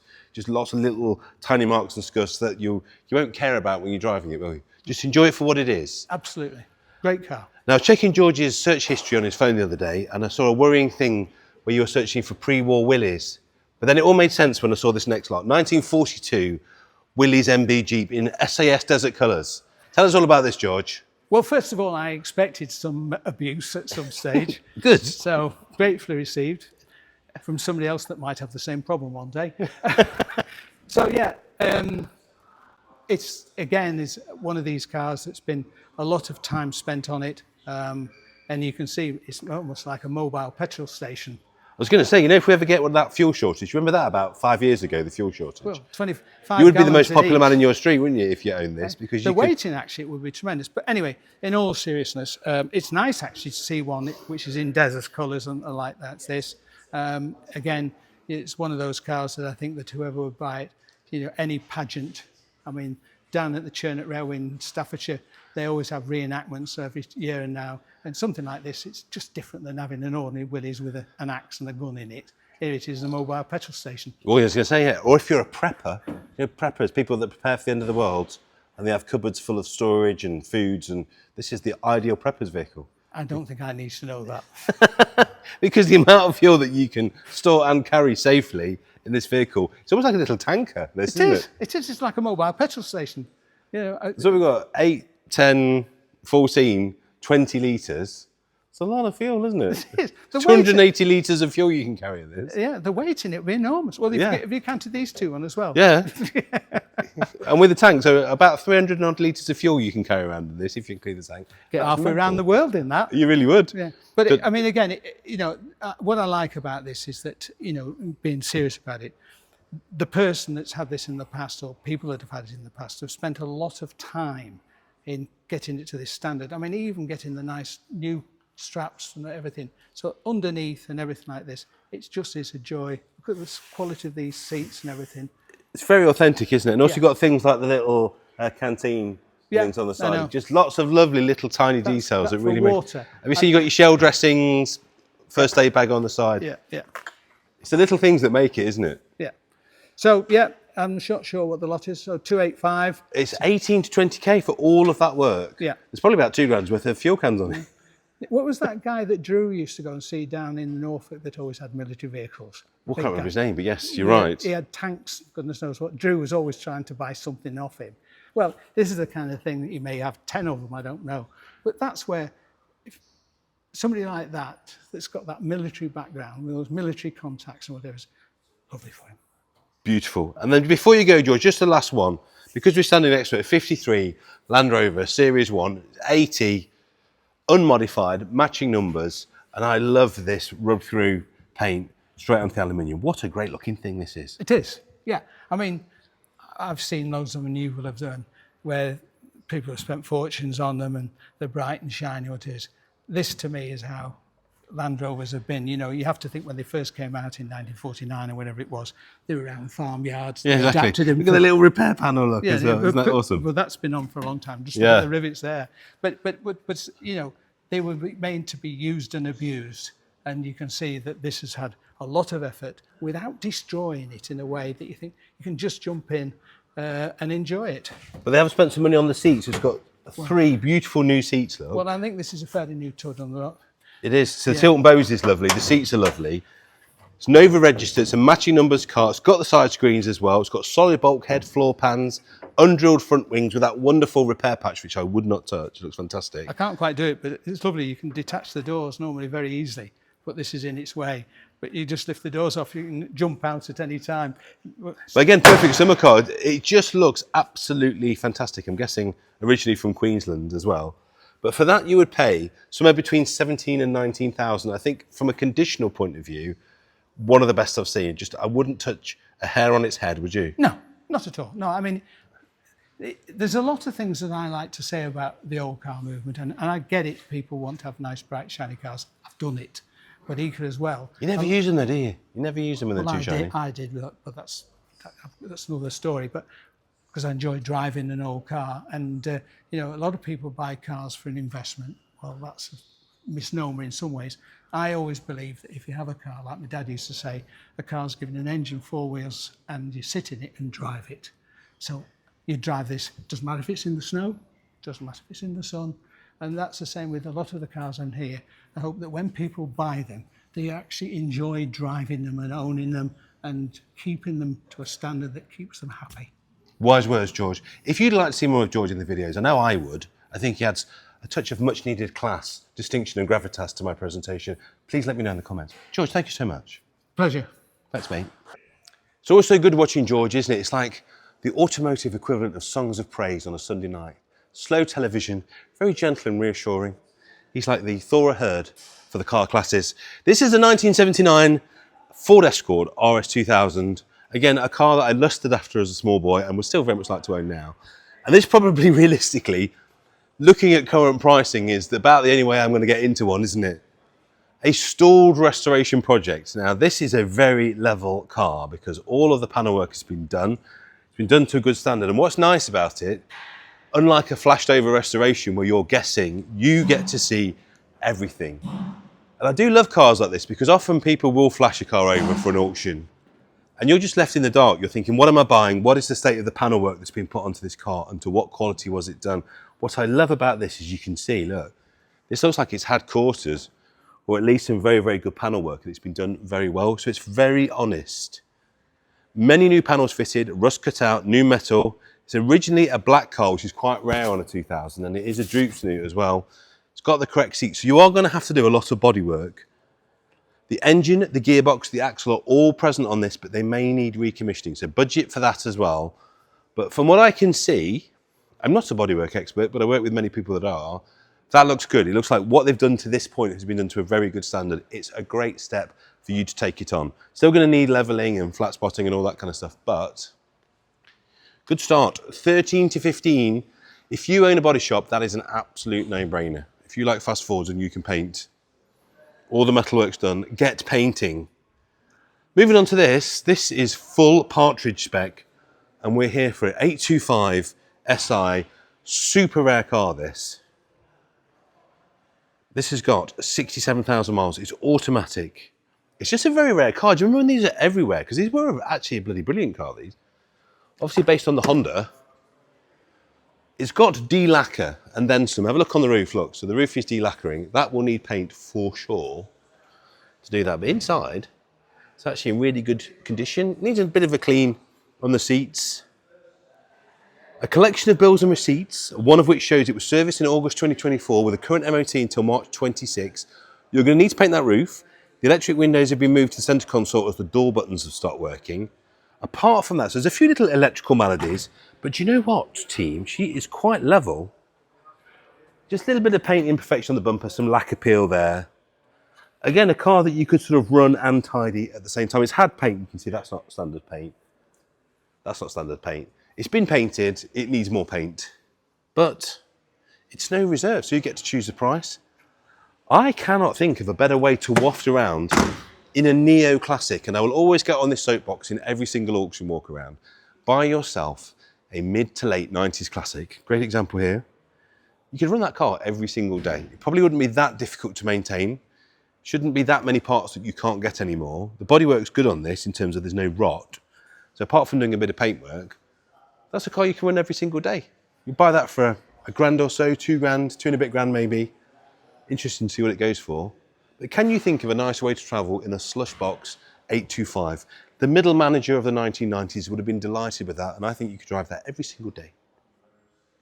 In fact, I've done it myself, you know. I've actually stopped driving new cars. I don't really drive anything that was made after the year 2000. I'm having a lot more fun, and bizarrely, it's saving me money.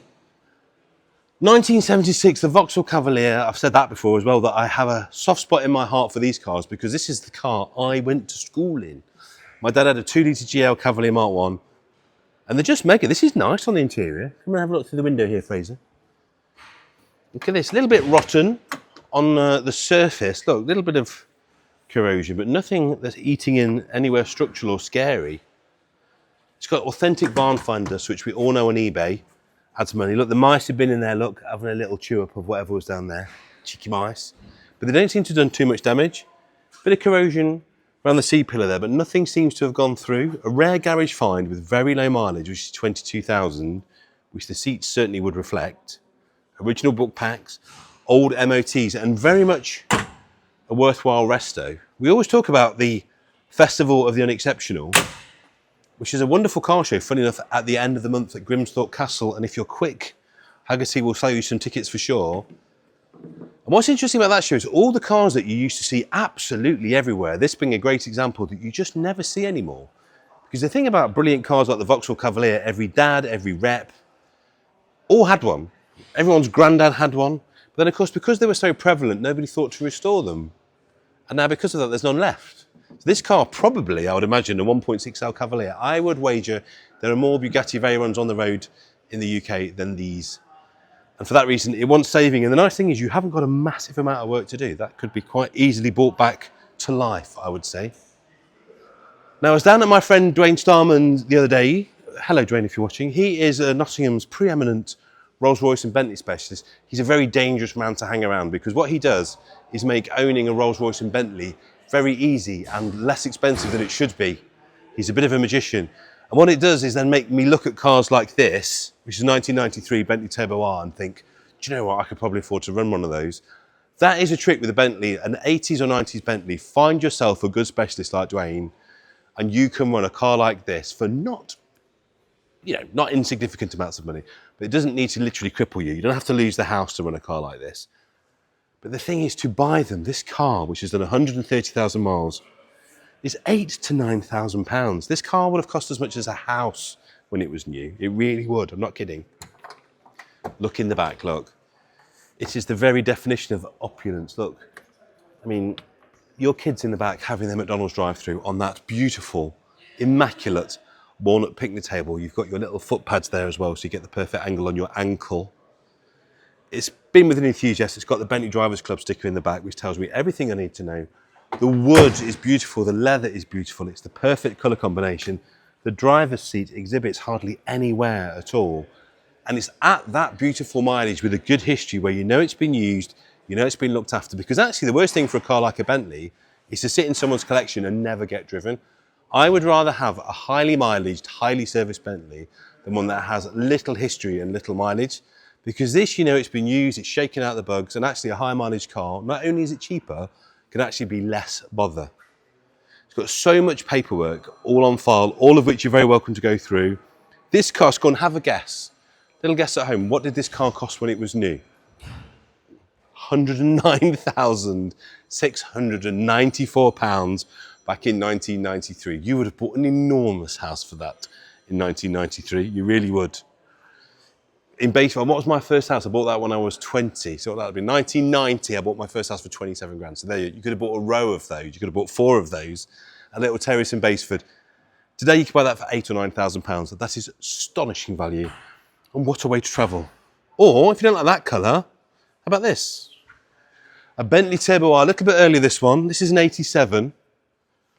And do come and have a look at this, particularly again inside. I was driving my Bentley T1, of course sourced from here. Yesterday, funny enough. I went to see Dwayne yesterday. And that is not a fast car, but there is a feeling that you get, and it's really only a Bentley that can deliver it to you. A Bentley or a Rolls, when you sit in there, and this car is going to be 15 to 17,000 because this has only done 33,000 miles, but beautifully historied, this one. This is the thing. High mileage with high stamps or low mileage with high stamps. They're the ones you want. 15 stamps from Jack Barkley.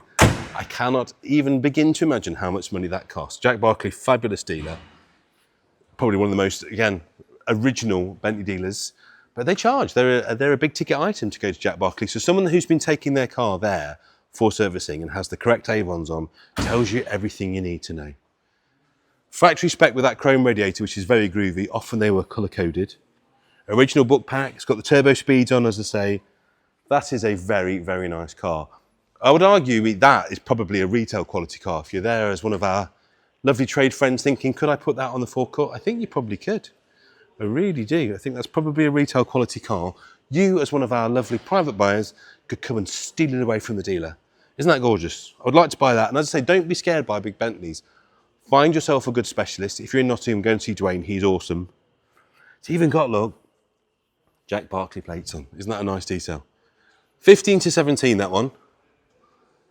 Now my next car, hello gentlemen, you're very welcome to stay there, but we're just going to film this one. If you want to be the set dressing in the back, you're more than welcome. We need some glamour, we really do. This is a 240, this is getting towards the end of the Mark II.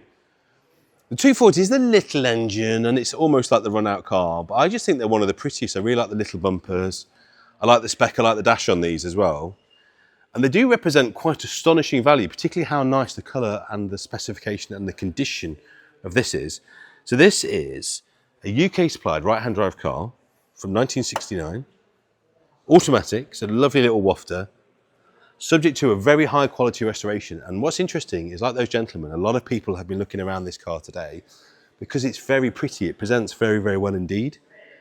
It's got chrome wires, but that 240 engine, which was always the smaller engine, has got a straight port cylinder head, twin SUs, and it's now got 133 bhp. So this is no longer the Baby 240. This one's got a bit of a punch to it. Matching set of Avons again. Look at the door shuts and everything on that. That's a really nice car. Now, if you're as old as me, and I'm into my 50s now, you'll remember a time in the 80s when Mark IIs just went absolutely silly price-wise. You would spend an awful lot of money to buy a Mark II. What's nice is they've really calmed down a bit now, and you can get an exceptional car like this, which is really nice, for 11 to 13,000. I mean, just look how nice that all fits. Look at the chrome, so look at the dashboard, look at the seats. It's a lovely car. That's a very usable thing, that is. Now, I don't know when the restoration was carried out. I think it's quite a while ago. But like we always say, if you've got a car that's sat in its paint for a long, long time and still looks pretty and nothing's bubbling through, it's a little bit flat, the paint on the side. I think you could make the paint better. You could certainly correct it and polish it up and make it even nicer than it is. But for the money, what would you get that's got more style? This is a very pretty combination. 1988 XGS convertible, 5.3. In this gorgeous white. Look at this white with brown leather with brown roof, which shouldn't work, but it looks astonishingly good. Have a look in there, look. It's got the motor Litre as well, which is a beautiful wheel upgrade. 50,000 miles, this one. This is going to be 11 to 13,000 pounds. It's got air conditioning, it's got electric hood, it's got heated electrically adjustable seats, tons of history. It's been in Germany, this. I love the way it sits. It's got a hood cover, it's got Kenwood radio, it's got cruise control, it's got trip computers, it's got loads of factory upgrades. Somebody's thrown the book at this, haven't they? It's got the ABS systems, had a power steering overhaul, loads of work in 2018, loads of work prior to that as well. Really nice history with a ton of bills. Just certain cars have what we'll call the X factor, or the XJS factor in this case. They just look right. They've been spec right. They've got a nice colourway. The paint's good. They don't look over restored. They just look well preserved and maintained. This car has that factor. Something about it. Very hard to define. But just as a dealer, when you walk up to a car, certain cars just sit and look a certain way, and immediately it puts you at ease. And this car does that for me. I would like to own that. I really would. Now, the next car I think could be a bargain of the sale. A car I'd like to own very much. E36, 3 litre. M3 convertible in Avis Blue, one of the best colours for this car. What's hilarious about this car, I think it's had, are you ready for this? 24 owners since 1995, which does sound like a lot, but a lot of cars like this, which tend to be people's toys, do get registered a lot of times. So a dealer will buy it, they'll register it in their name, they'll keep it, they'll flip it, and people will keep it for a year or so and then sell it on because it's just a great toy. So the high amount of owners doesn't put me off, but it's something to bear in mind and will probably affect the price slightly, making the car, I think, very good value for money. I don't really care how many owners the car's got. 164,000 miles, 7 to 8 grand for a genuine M3 E36 cab. Best colour as well. 3 litres is quite a rare car, but for a manual in this colour, let's have a look. What else can I tell you about it? The engine was fully rebuilt in 2021 by an ex-BMW master technician in Timperley, costing £3,500. Had a new crankshaft, head reworked, new shells. The paperwork is quite considerable, loads of invoices. The M3 registration plate states, sorry, it's 23 previous owners, not 24. Although, to be fair, by the time our vendors got rid of it, it will be 24. So there you go. I think that represents a lot of car for the money. And I think also if you look at E30 M3 convertible prices, which are now up in the stratosphere, and one could argue the E36 is the only M model car that doesn't feature wide bodywork. It's the only M3 that didn't have wide arches over the standard car, which is why I think the E36 M3 will always be a little bit less money than all the other M3s. But there is no arguing that's a fine looking motor car at a bargainous price. Talking of which, there's another one we'll come to in a minute. But first of all, before I get there, I've got this lovely MGB Roadster, 1972. I did a video a couple of years ago for Car and Classic about why the MGB is such a good classic car. And basically, the management summary of that video is, there's loads of them to choose from. They're very well priced. I think they're a particularly handsome looking car. They're lovely to drive and the spares are a doddle. There's nothing that you need for this car that, where are we now? 2:15, that we couldn't order today at 2:15, that wouldn't be on your doorstep tomorrow, including a brand new body shell. There's nothing you can't get for these cars. They are easier to look after than any modern car you care to mention. And if you've got 5 or 6 grand, there's pretty much hundreds for sale on any given weekend. That makes it great for you as a buyer to choose from. This is very nice because it's a 72, so it's a chrome bumper car. 46,000 miles, had recent brake recommissioning work and a tune-up by John Wood's Motor Care. It's got a hood, a frame, a full tonneau cover and a battery isolator switch. It's a nice car actually, no major corrosion on the arches, which is normally what you expect to see on these. I think it runs well, it looks good, it runs well. You could certainly tidy, you could definitely improve the seat covers if you wanted to. And again, I wrote a column for Haggerty recently about buying cars in this condition, making sure they're mechanically perfect, but not really bothering to restore them. Because they look very characterful and cool, don't they, with a little bit of wear, a little bit of patina on them. And also, if you don't get them perfect, if you don't get them to a show quality, you'll never worry about using them. You will drive them, you'll enjoy them, you'll use them. And if you get a little mark on the seat or a tiny nick on the wing, you won't care. And for that reason, you'll take it out every single weekend. You'll have a load of joy in it. And if you've got kids of driving age, as mine are now, you'll let them borrow it. You just have a lot more fun. But 5 to 6 grand, get that one bought. Now, TVR's hard to argue. As much as I love an S series, I think a Chimera, particularly a 4 litre, if you could stretch that little bit, because this is going to be 13 or 14 grand, this car, 1997 4 litre Chimera. I wish I could start it for you now. The noise that these things make, I don't reckon there's any car you could buy actually. So British made, nice looking sports car that's wonderfully appointed inside. And again, TVR were just on their game at this point. Look at the detailing these guys were doing. So they knew they were making a less expensive car, but despite that, they did things like these gorgeous CNC heater control wheels. They made all their own gear knobs. Look, you've got your bias control valve there and your doors opening, look. Isn't it fantastic? I just think these are superb. The detailing on that, the fact they've made that look like a brake bias control valve that opens the doors, I just think they were on it. They really were. So that's a 97, a 2-owner example with 50,000 miles on the clock, a fresh MOT, low mileage. I can't really criticise this car very much at all. Let's try and find something, a tiny bit of wear on the hood where they sit, it's quite normal. I would definitely spend a Sunday or two having that paint corrected. It's just a little bit swirly from the normal washing. That will certainly come up. You just polish the lacquer layer and a couple of tiny marks on the wheels. There you go. There's your only critique. But in terms of having a car that will be ridiculous soundtrack, quite quick, they are quite a saucy, fast and quick car, these. And again, all the spares that you need are at Motorclan. Just a great little car for 11 to 13 grand. Now this is inside. Something a little bit different. If you want a Lotus Elan and the evolution of that, this one's back in with a lower reserve. If you're thinking this looks like a Lotus Elan, you'd be right.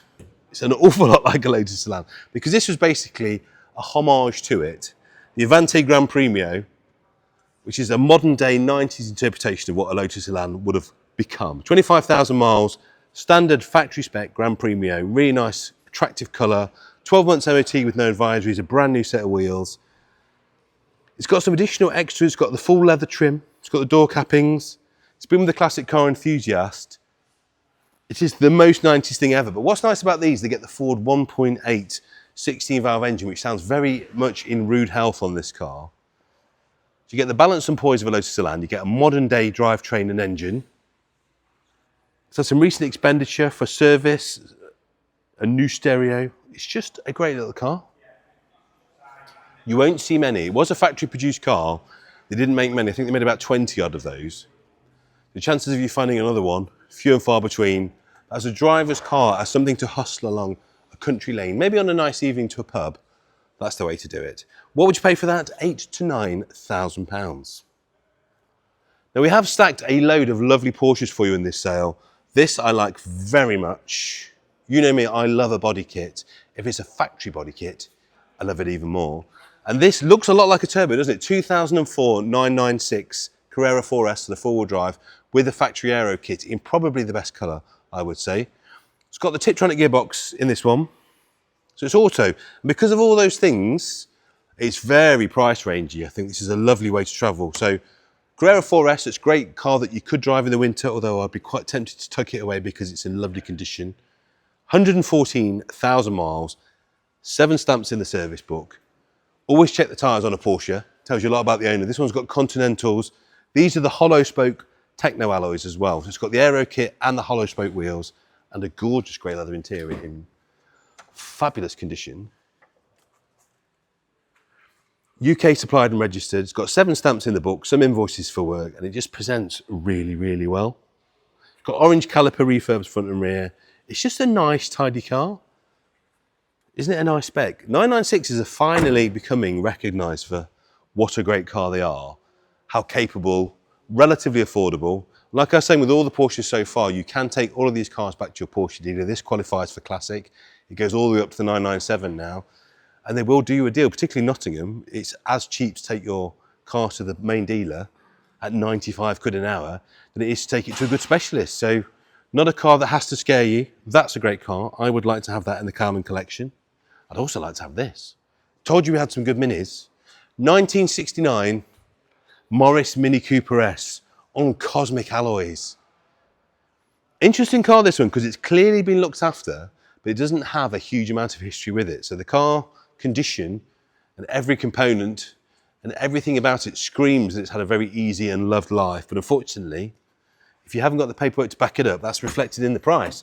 So this is good news for you, because you could get a bit of a bargain here, because this is estimated at 20 to 22, and it would be a lot more than that for a 69 Morris Cooper if we had the full provenance. So it's a rare Mark II Cooper in special order black trim, matching numbers. So it's got the cosmics on, it's got the period Robusto roof, which is really nice. Look at this. Look how that's been fitted. It's beautiful.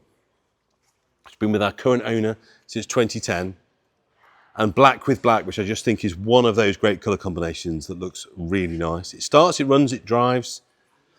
And special order black paint. Isn't that just a lovely thing? 60s Coopers will never not be cool.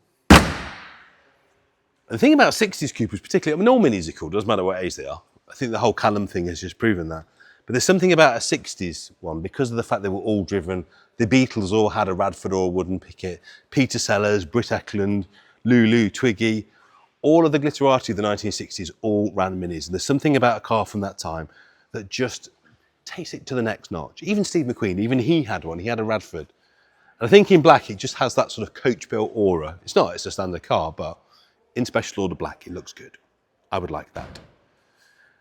Neo-classics, cars that are coming up through the ranks that are the classic cars of tomorrow that will certainly be collectible, and therefore you should buy one today. And also a car that you could use today. How about this? 2005 Audi TT 3.2 Quattro Roadster, a stone-cold future classic. I would bet my house on it, because actually, a lot of these have rotted away, you know. A lot of these have corroded. Believe it or not, there's now a full-scale aftermarket industry in keeping TTs on the road. And a lot of people are spending a lot of money to put them back on the road. This one is already very nice. Because of that, you're going to pay somewhere between £5,000 and £6,000 for it. 97,000 miles, automatic. These are 250 brake horsepower, these 3.2s. It's had the alloys refurbished. The roof works beautifully. It's driven to the showroom.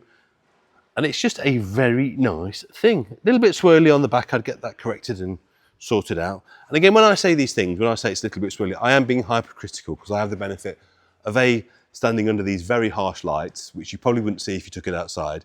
And B, obviously, I'm trying to be your eyes and ears and give you a quick management summary of the good and the bad bits of every car, just so that you can make an informed decision. So please don't think I'm denigrating any of these cars. I'm just trying to be realistic. I like cars to be pretty perfect. And if it was mine, for 200 quid, you could get this paint to be almost flawless. You really could. So for that reason, on a £5,000 car, I would say it's worth spending the money, because the car is very, very nice. So as I say, under 100,000 miles with a super history, all the right bits, the best engine, a super wafter. If you've not driven one of these 250 brake 3.2s with an auto, they just burble along. And now, if you're looking for the ultimate touring companion, may I suggest this? The DB9, just one of the cleanest, meanest looking Astons of all time, I think. Just one of the prettiest cars they ever did. Come and have a look from here, Fraser. Look from this front 3/4. I would go as far as to say that the look of this car is flawless. DB9, I think, is one of the prettiest. This and the Rapide, which of course was the four-door sister. What a fabulous looking thing. Just look at that. This is going to cost you somewhere between £16,000 and £18,000, which I think is a ridiculously small amount of money for a car that looks that epic. 58,000 miles with a lovely history. And I just don't think this will ever be this cheap again. I think there will be a time when we'll look back and laugh when you could buy a really nice DB9 with 58,000 miles for 18 grand, plus your fees, of course. But have a look in there, look. Little bit of leather repair to do on the squab of the seat, which again probably cost you 200-300 quid. It's just ridiculous, this car. Every time I look at stuff like this, I really want to own it. This beauty was supplied new by Aston Martin of Mayfair to Mr. Sansom. It's only had 3 more owners. Colour's midnight blue, it's sandstone leather, and very, very nice wood trim in it as well. It's got 19 stamps in the book, and the last one was from Aston Martin Cheltenham, was carried out in 2024. So not only a good car at silly money, but full Aston service history. That's what I mean. That's what I mean. How else can you get a car like this? A car that really was something that the rich and famous bought themselves when they'd made it, not all that long ago, and you can buy a fully dealer historied one for under 20 grand. That's what I mean about them being stupid value for money and why you should all buy one. Now, we've got a lot of MGBs in this sale. This is the one I want to own, just because the way that it's been very tastefully modified is exactly what I'd have liked to have done. So this is like a fast road spec MGB, and it's got a lot of things. So it's based on a 72 shell. As I understand it, yeah, it was imported into the UK, so it was bought over, and we think it's original panels, which is why everything fits so nicely. But let's have a look at some of the mods, starting with the debumpering and how well that's been done. So you've got this fabulous deep chin spoiler with the air ducts there, the periodly beautiful bonnet strap. Come around the back, you've got this wicked bumper infill panel that's been so beautifully put in. So when you take the bumpers off these, they look a bit unfinished. You need to have something that follows the line of the lights down. And that's been done in a sort of Sebring style to make it look like a competition friendly. And how clean is the bodywork and how good is the paintwork? You've got that rear boot strap. So it looks good. You've got the knockoff wheels. They are genuine knockoff wheels. Have a look at the quality of the interior, which is a 9.5 on that. Under the bonnet, we've got twin Weber 45s. We've got uprated disc brakes. We've got coilover suspension. It's got a Kenley fan. It's got overdrive. They're magnesium wheels. It just looks amazing. It really does. But despite that, I would imagine someone's put 30 grand into this car. Easy. 10 to 12. Goes back to what I was saying earlier. If you buy a brilliantly modified car, because it is modified, it's not to everybody's taste. But if it is to your taste, you're going to get all of the work that's been done for a fraction of the cost. This is so much up my street. I can see it from my house. This is exactly what I would have done, precisely. So if you're like me, this is the spec that you wanted, you're going to save yourself 20 grand. So I think that is very much worth a punt if you want a fast road car. Moving back to another beautiful Carrera on OZs as well. Look at this, 2003 911 996. If you are looking for a price range car that's just really good fun to drive, isn't going to break the bank, this is it. There you go. 996, 108,000 miles. It's Tiptronic again, so it's the automatic, which is always going to make them cheaper. I really like these OZs. I think they're a fantastic wheel. And they're quite a bit lighter than the standard wheels, so they drive better. Drives well, presents well. It's got some lovely bits and pieces. It's got the rear wiper. It's got the wheel sensors with crest as well. It's got, on a set of OZed alloys, but it's also got the original Porsche 5-spokes on Bridgestone, so that's very nice. You get 2 sets of wheels with this. So the PCM upgrade on this. The service history is very good with a large collection of receipts and invoices, one of which tells us the last service was in May 2025. It's got a full book pack, it's got 17 stamps in the book. It goes on and on and on. It's in the right colour because it's in silver. And for all of that, my friend, you pay somewhere between £7,000 and £8,000. I can't tell you whether the bearing's been done. I'm having a look through it. But have a look. Have a look through the pack. I would imagine somebody maintaining a car to that standard and expense, probably the bearing has been done. But do come and have a look for yourself. It doesn't say, it's not jumping out at me from skimming through the history there. But what a lot of car for 7 to 8 grand. And again, a bit like the Aston, if you can stretch to that kind of money, I think you'll kick yourself going forward that you didn't buy them when they were that cheap. You really will. Super usable car. Mrs. Cowland's currently driving a 997 Tiptronic Carrera. Can't get her out of it. She drives it every single day. 105,000 mile car with full history. Never misses a beat. Now this, look at this. Again, bargainous cars. Extremely beautiful, 56,000 mile Aston Martin DB7. And I love this colour combination. 1997 car in potentially the most 90s colour combo. This really looks like the kind of thing that either a dealer would have specced as a demo. It's such a striking colour combination. Or even a motor show kind of car. I'm not saying it was, but it just looked very much like the kind of thing that would have been ordered. These DB7s, Ian Callum designed, very pretty. Again, so price range at the moment. You'll buy this for somewhere between 12 to 14,000. It's automatic. Now, it's immaculate, and our poor vendor was beside themselves. As they moved it out of the garage to bring it here, a ladder fell on it, and you've got a little bit of scuffing down here, some of which will polish, but there's a tiny dent there.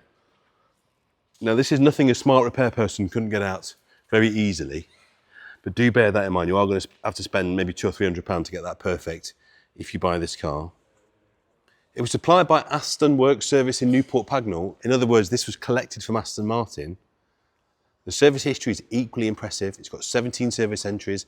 The last service on this car was September 2024, so she's probably ready for another one. It's got the 18-inch alloys. It's just beautiful, apart from that poor, unfortunate mark, which was done on the way here. I feel so bad for the vendor.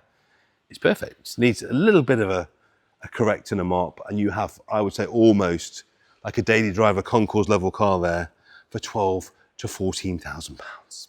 Beautiful. Now, those 1.6 Sport Escorts that you never see for sale, here's the second one. This is gorgeous, this one, isn't it? If you don't like the beige, go for the black. Probably one of the rarest specs ever. 1600 Sports are rare anyway. Black is super rare, but come and have a look at the interior of this. It's stunning. 48,000 mile manual and approaching what I would say is almost a collect quality here. Standard spec, drives and presents very well, and is very, very clean. It's not concours, but I would argue it's because it's mostly original. It's obviously had some paint at some point. It's come from a highbrow car collection. The vendor informed us it was restored about 5 years ago and has not been used since. It's very nicely done. MOT every year, even though it's exempt. That tells you everything you need to know about our vendor. And it just presents beautifully. A couple of tiny imperfections in the paint here, but again, the kind of thing that you want to use and drive. If you want an RS 2000, these are much, much rarer. And if you want a Sport, we've got two. So you can almost come and pick your colour. They're both beautiful. They're both in a lovely condition. They both need very, very little to get to show quality. That one in particular, it's just a fabulous car. What would you pay for that? Well, £20,000 to £22,000. Now, this next one is very much my thing. I do have a Corvette C3 and a C4. What I don't have is a C5. Maybe I should put that right. What do you think? C5, I think, is just, they're getting to almost full cartoon at this point. The Corvette C5. Just drink that in. It's a very, very nice condition, this one. So a manual car, and if you like a larger engine and a sillier noise, believe it or not, that is a 7-litre V8 with 350 horsepower in manual, in a car that you can buy for somewhere between 10 and 12 grand plus fees. So if you want to make silly noises, go fast and do burnouts, it is almost impossible to do it for less money than this car. UK registered. So the standard equipment is that beautiful spiral grey metallic. It's got that lovely big engine. Now the factory options are the selective ride control, so you've got magnetic dampers. It's just clean. You see a lot of these at sort of slightly less money that are a little bit scruffy that need tidying, but with a Corvette I would always say stretch a bit more, get a really good history one in lovely condition that needs nothing, and that is very much this. It's saying 7-litre, I would say that's probably a 5.7 in there. I think that may be a typo in our listing. I would be surprised if it's the 350, that if it is a 7-litre, I would have thought almost certainly that's a 5.7. It's a bit on it as a 5.7. I will check on that for you. Now, another beautiful Mini in extraordinary condition. 1990, Rover Mini Mayfair. Very low miles, 19,000 miles this. And one of the cleanest I've seen. We've got some very nice Minis in this sale, but do come and have a look at this. This has been in the collection. It's been indoors and it's been very cosseted. And because of that, when you look around it, particularly on the interior, just look.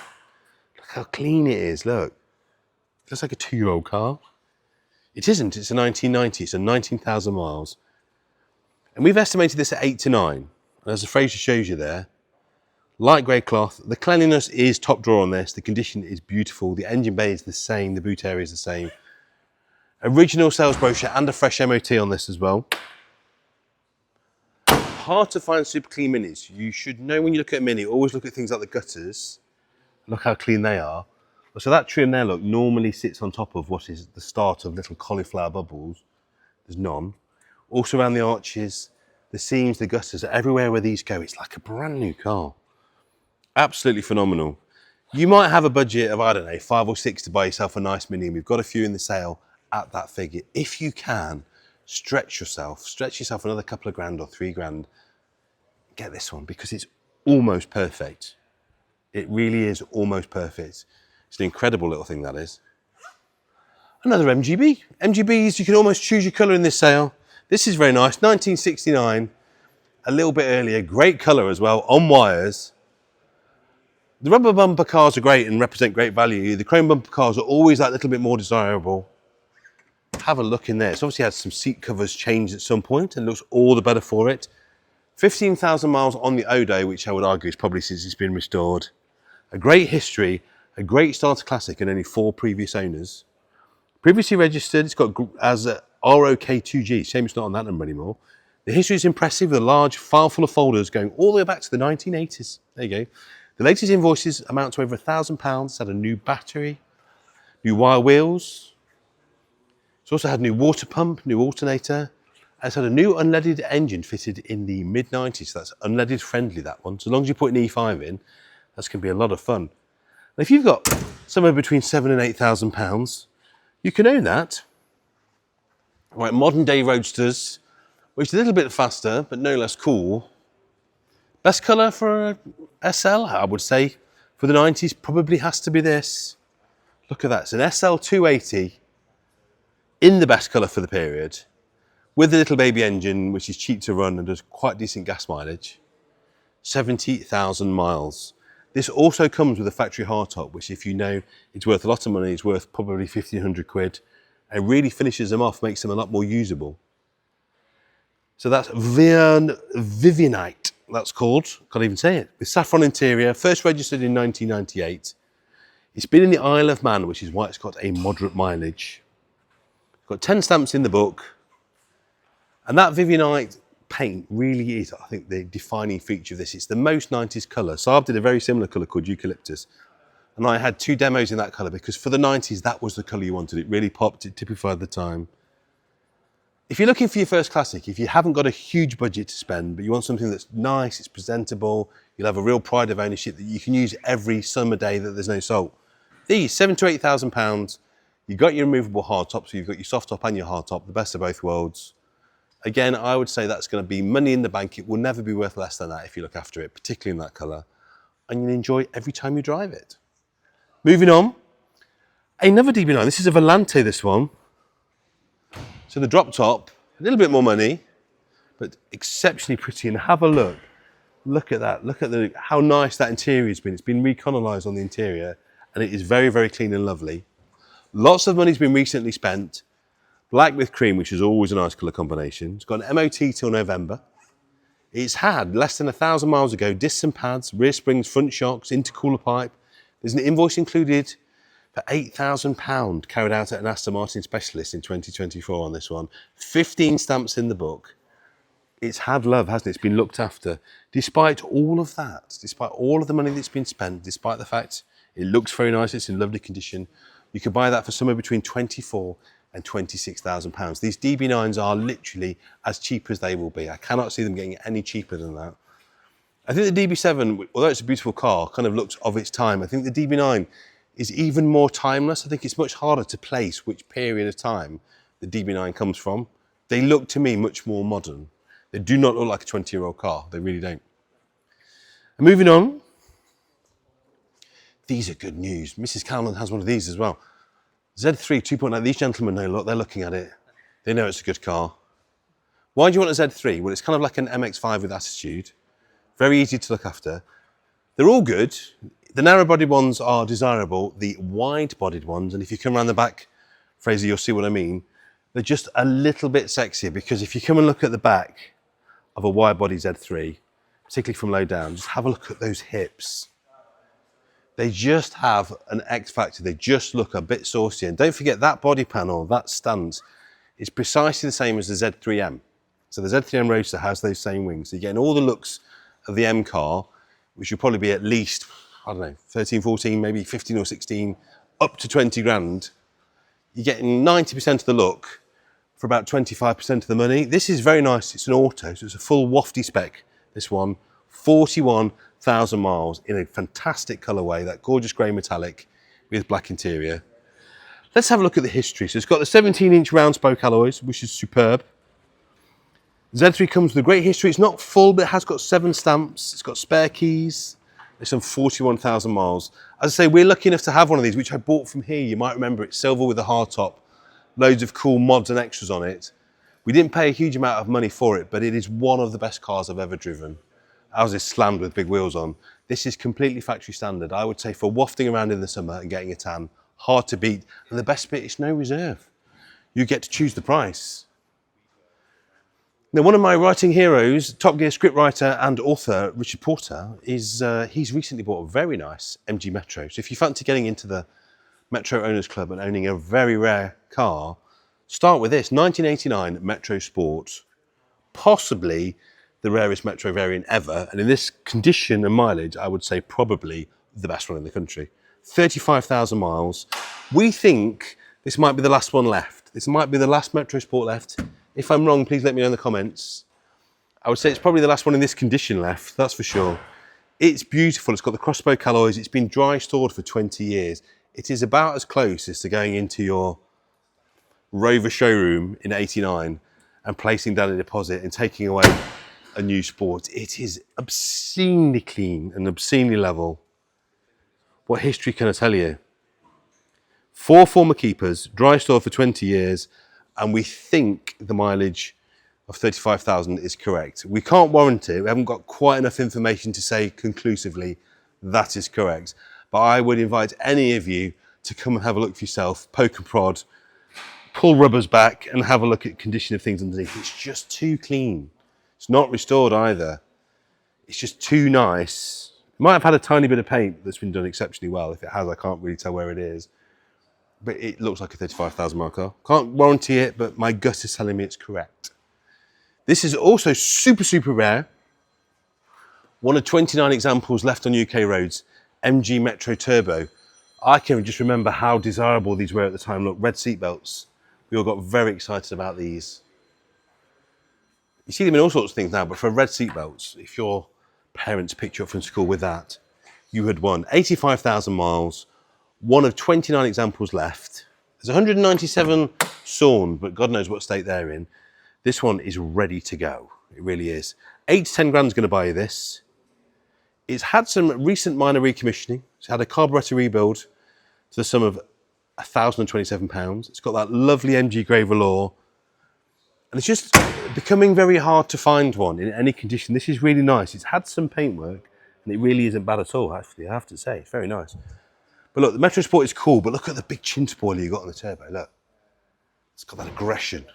Now, I would like either of those. The Sport, I think, represents a monster value proposition. This is going to be 8 to 10, but I defy you to find another one. But now I'm going to take you outside and show you some wonderful things in the sunshine. Welcome to the outside where it's very hot and very sunny and perfect for a 1978 Lotus Elite in, I would say, the best colour of bright yellow, very 70s. It was once red if you look inside. If you peek through there, look, you can see the vestiges of red paint. So this was once a red 1978 Elite. It's now a yellow 1978 Elite. But do you know what, guys? It's a no reserve car, and I would say this is very, very savable. I have bought way worse back from the dead. The fiberglass is quite nice. I don't see really any evidence of micro blistering. So you could even just go through, tidy this up, and probably run it as it is. So if you're looking to get a Lotus badge on the front, the best wheels they ever did as well. I adore those wheels. It's got a full set of them and they're in quite nice condition. Even the interior is quite decent. So there's an awful lot to love. Really could be a very nice recommission project for not a lot of cash. I mean, you're going to be buying this for kit car money, and it's not a kit car. You can see the paint coming off the back here where it was once a red car underneath. Just oodles of potential on a very rare car, and I happen to think they look and drive very, very well. What's it worth? You tell me. On sale from the first bid. Now, the next car is exceptionally special. If you are a child of a certain age like I am, these were the daddies back in the day. This is an 88 Toyota Supra, normally aspirated, 3 litres, so not the turbo, but it is, I do believe, the manual. So exceptionally sexy spec. £5,000 to £6,000 will buy you this. Loads of paperwork, a service book with 22 stamps, and a very rewarding project. Why this could be very good news, if it was mint, it would be in the teens. As I say, you're going to buy it for 4 or 5 grand. Somebody has self-tapered the strip on at some point. There's been some things that have not been so good. A couple of little cauliflowers on the bodywork, but actually very, very straight. The seat needs reupholstering. Some paintwork needs doing. You can see it's de-lacquered and faded. Some of this might mop back, you know. But either way, you're going to buy what appears to be a very level and straight car, door stripper size, for about a third of what it will go for when it's nice. So that represents very good value. And if you can paint and do bodywork, get it in amongst that for 5 or 6 grand. And then which classic car auction would be complete without a 205 GTI? And this one is in my favourite colour, the grey metallic. This is a no reserve car. I already know we've had some interest on this. You're going to be paying a few thousand for it at least. You're not going to steal it completely, but it is a running restoration. And because these 1.9s are fairly healthy money now, you are going to have to spend 5 figures to get a good one. This is your chance to buy one for single figure thousands and tidy it up and knock the edges off as you go, although someone has been literally knocking the edges off this one already. So again, it's a no reserve car. The interior is good but not perfect. The carpet seems to be very good. Someone has nicked the gear knob at some point in its life. You can see things like the spoiler has come unglued, but nothing you couldn't re-glue. Potential, I love projects like this. I wish we were still doing a telly show at the moment, because any of these three would be absolutely perfect for television, because you've got to do cosmetics, but actually all the expensive, scary stuff looks pretty okay on these. This is just my very quick summary from what I've seen. If you are interested in any of these cars, please come and look for yourself. Please bring any expert. You're more than welcome to have a poke and a prod and look underneath. They look good to me. Right, up on the bank. Now this is very special and very of its time. The last 106 GTI that we had went to America and is now bombing around in California. And if you are the wonderful purchaser that bought that vehicle, that little 106, the last one we sold, do let me know. Do let me know if you're having fun with it out there in America. I'm deeply jealous. This is the non-more 90s Sundance Yellow, 71,000 mile manual car with 2 former keepers, 12 stamps in the book. And it just epitomises the joy, the unalloyed joy of 90s hot hatches. They were cheap, they were fun, they were disposable. And for that reason, they all got crashed, got rusted, and there's none left. So if you find a really nice one, particularly in lovely standard condition like this, it is something to keep and treasure. The other thing is, the end of the 90s hot hatches is a truly golden era. It's probably the last of the light hot hatches. This is still the period where they were thin metal, small bodies, very little unnecessary tat. And although they're not hugely powerful in outright numbers, in terms of power to weight, they are the absolute sweet spot. I don't care who you are, how fast you drive, you're going to have fun in that car. And if you've got £6,000 or £7,000, you could own it. And I think you'd have a wonderful time. Now my first love, my true love in automotive terms, is the Volkswagen Beetle. My first car obsession was the Volkswagen Beetle. I bought my first one when I was 16. I have never been without the Volkswagen Beetle in my life since the age of 16. And I guarantee you folks, when I'm old and grey and I'm down to my last car, it will be a Volkswagen Beetle. There's just something amazing about them. You can hear in the background, did you hear that? Somebody starting and revving a car. This is what viewing days are all about. Obviously I walk around and do my best to give you a very quick management summary. If you want to get more detail on the car, listen to them rev, make sure that you're happy, you're very welcome to do that. It's the beauty of us being a fixed venue auction, gives you 2 full days and a little bit of Saturday morning to come down and just see. Don't buy blind. And if you can't do it in person, give us a bell on the phone. We'll do a FaceTime or a Zoom, whatever you want to do. We'll find a way to bring you here in person. But back to this lovely 1973 Volkswagen, same age as me. One would argue it looks a lot better for its 51 odd years. It's been with the current owner since 2016. It's got disc brakes on the front wheel, which is very nice. It's had some very nice paint, which is not perfect, but it's very good. There's a little imperfection there on the gutter. It's very nice on the interior. What I do like about this very much, other than the very nice bodywork, is it's got at the back, where you'd normally find a little weedy 1300, someone has stuffed a big 1641 in there. Look at that. That is what happens if you spend £3,700 on a very nice engine rebuild. New coil, new plugs, everything. In May 2025, that's all been gone through and set up So what you're buying there is a £3,700 engine in a car that you could buy the whole car for somewhere between 5 and 6 grand, and it's a very, very nice shell. So I would say that's exceptional value. If you are looking at Beetles, you pay 4 grand, 5 grand for an all right one with a questionable engine. That's effectively got a brand new engine, a nearly £4,000 1641, which will shovel. That will actually go along rather nicely. That'll do 70 miles an hour on the motorway, that one. What we pay for that, 5 to 6 grand. Minis, if you don't want a classic Mini, if you want a Frank Stephenson-esque Mini, we've got a few of those and in lovely conditions, in lovely colourways and at all sorts of different prices as well. This is a 2006 Mini Cooper S HRRCC version. So 2 of 10 bespoke cars, based on the R53. Really nice colour combination of these as well. Refurbished alloys. Now it's a no reserve car this, so you really do get to choose the price. So what's it had? 20-year-old car, believe it or not, this, but full inspection service, gearbox drain and refill, new plug tube seals, auxiliary belt tensioner. It's had the wheels refurbished as well, and it presents beautifully. Drove ever so well on our little video. The guys commented on how nicely it drove. And again, just cars that are modern classics that you can use every single day that represent exceptional value. These, buy one of these before they get silly. I think at some point, like this shape Mini, these are going to start to go up. We'll all wish we bought one when they were a couple of grand. That won't be an expensive car. It will be a huge amount of fun. Very nice condition, very nice spec. But if you prefer a classic Mini, this is a proper little project, this one. No reserve, automatic. And if you recall what I was saying earlier about the fact that every year more people choose to go automatic than manual in their driving test, and every year that gap gets slightly wider, we will see a class of potential future classic owners who only have automatic licenses. And I think those of you that have automatic classics will feel quite smug when they do. Low mileage is indicated. There's a lot of history to suggest that might be true. 31,000 miles. It looks very savable. It's not a Minter, of course, because it's no reserve. You get to choose the price, but it's not hanging either. The seams actually aren't that bad. The gutters aren't that bad. There's a lot there to suggest to me that you could save that without having to put too many panels or too many hours into it. There's a little bit of corrosion, but nothing appears structural. No reserve, it's automatic, you get to choose. It's cosmetically a little bit questionable, with a lot of lack appeal, but the interior is very, very lovely. If you can see that through the glass.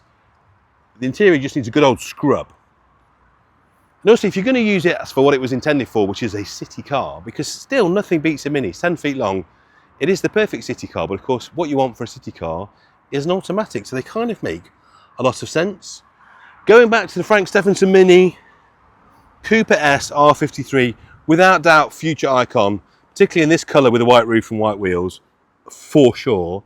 This has done, it's interesting, this 66,468 miles, but also the last time we sold this car, a couple of years ago, it had the same mileage. So might I suggest that the Speedo isn't recording miles, so please feel free to do your own due diligence on the mileage. I would wager that it's probably a few thousand miles higher than that. So bid on it that it's a bit higher than the mileage that's shown. Loads of history though, that's the thing, loads of history with the car. The wheels have been recently refurbished. It just presents really well. But all of this fun, dodgy mileometer aside, really nice condition, tiny little bit of, no, I thought that was lack appeal, it's not, it's just a little mark on there. It's clean, it's really clean. Again, you could buy that for not much cash. If you're looking to have either just a fun future classic, or dare I say, do a really nice track build into a very nice shell, that would be a great car to do it into. If you've not driven one of these, they are enormous amounts of fun. Back into another classic Mini, on the pedal wheels, one of my favourites. Some wonderful lack appeal on this one, but again, in what looks like a very nice shell. This is a 2000 Mini 7 Special Edition. It looks sound, you know. It does look sound. It's scruffy but sound. My favourite kind of project. One previous owner. It's got the leather interior. It is a genuine 7 as well. Loads of bills. It looks like it's been well maintained. You can't really critique the vendor for the lack of appeal. That just happens. But what is nice, I would say, about this car is that's probably the original paint. In a lot of ways, folks, I would much rather see sun-damaged original paint than I can see what I'm working with, see what the metal's like and see what the condition of everything is, rather than too much repair. That roof I'd say is original. I would say it's had a little bit of paint down the side here to a not brilliant standard. There's a little bit of corrosion coming through on the sill, and you can just see at the bottom there, she's going to need panels there. But it's honest, I can see everything I need to do on this, and certainly you'll be able to drive it in between. No reserve again, manual car, lovely spec. And these 7s, if you can see, Fraser, they have a really nice dash. They have the 3-dial dash, which looks really groovy on these. 55,000 miles. It's been with our vendor for 15 years. Now, it had a minor shunt in 2006, which actually gave it a Cat D marker. So Cat D, 2006, this car would have been worth absolutely nothing. And a Cat D marker could be as little as just like a biff on the front wing. Because from the insurance company's point of view, for new parts, a week's worth of hire car, they just write it off. And the fact it's been repaired and put together, I would suggest it wasn't a bad crash. Because otherwise it'd be much higher than a Cat D. Great little car, super honest, wonderful project fodder that. If you're looking for a mini project that won't bust the bank, I think you might have just found it. Another R53 Coupe S. All the things I've just said about the other blue one apply to this. This has got the optional upgrade wheel, which to many people look better. The little wheels drive better. If you're a driving purist, go for the one on the small wheels. If you're an aesthetist, go for the bigger wheels. 96,000 miles, phase 1, R53 Coupe S. Mark my words, people, these will be the ones, the phase 1 cars will be the ones that everybody wants to buy. They're the future classics, without doubt. Same attractive colour and trim combination, and lots of desirable upgrades. It's got Scorpion exhaust, it's got Coney dampers, it's got the brake upgrades, it's got AirTech inspection tanks. So going back to what I was saying earlier about buy a car that's tastefully modded, because it will be less money, but you get to have all the fun and it sounds very good. That is going to be an inexpensive car that you will have a huge amount of fun with. Moving on to a bit of fun if you like 80s comedy television. Now, everybody loves Only Fools and Horses. There's a West End best-selling theatre musical. There's loads of replicas of the vans. No one ever does them properly, and I've seen some absolute horrors. I've seen people do them on a Robin. I've seen them do them on other Reliant products, but no one ever does it right. No one ever does it on a Regal super van, which is, if you're trying to do an authentic replica, that's what you need. I'm delighted to say this has been done properly on the correct van. It's a nice looking replica. It's obviously very shabby chic, as you would hope and expect, but look at the detailing. We've got the flat hat, we've got the cell phone, we've got the suitcase, as mentioned in the song, and the rest is 81,000. Some fantastic things in the description here. The sign writing is obviously absolutely bang on. Never raced or rallied, tax exempt because it's in the post. It's got a full Boise warranty on this to the end of the road or 5 minutes. And the previous owner, Mr. P. Lonka, it's just fun, isn't it? I guarantee for this, which you'll buy for about 6 or 7 grand, it's absolutely on the money. Such a good replica. I think you'll get some promo work with this, I really do. I think you'll have a lot of fun. And for £6,000 or £7,000, you will outpose a Ferrari. Guarantee it. Turn more heads, start more conversations. You can buy this for 6 or 7, that for 6 figures. This is going to get way more looks than that. Absolutely guarantee it. Absolutely guarantee it. And now on to things that you can buy for not a huge amount of money that look amazing. Can we just take a moment just to look down that line? Just look down there. This is why I have the best job in the world. I get to come here every 7 weeks in the north and every 4 weeks in the south and talk about these cars, all of which we can buy. All of them. They're all for sale.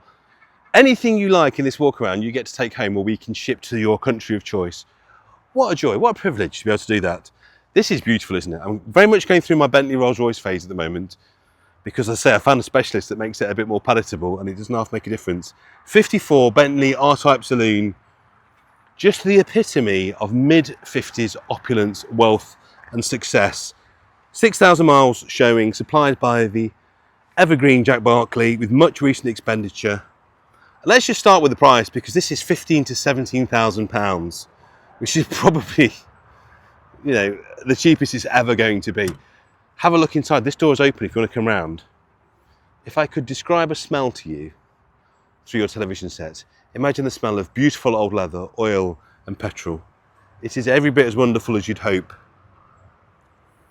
These are wonderful wafters.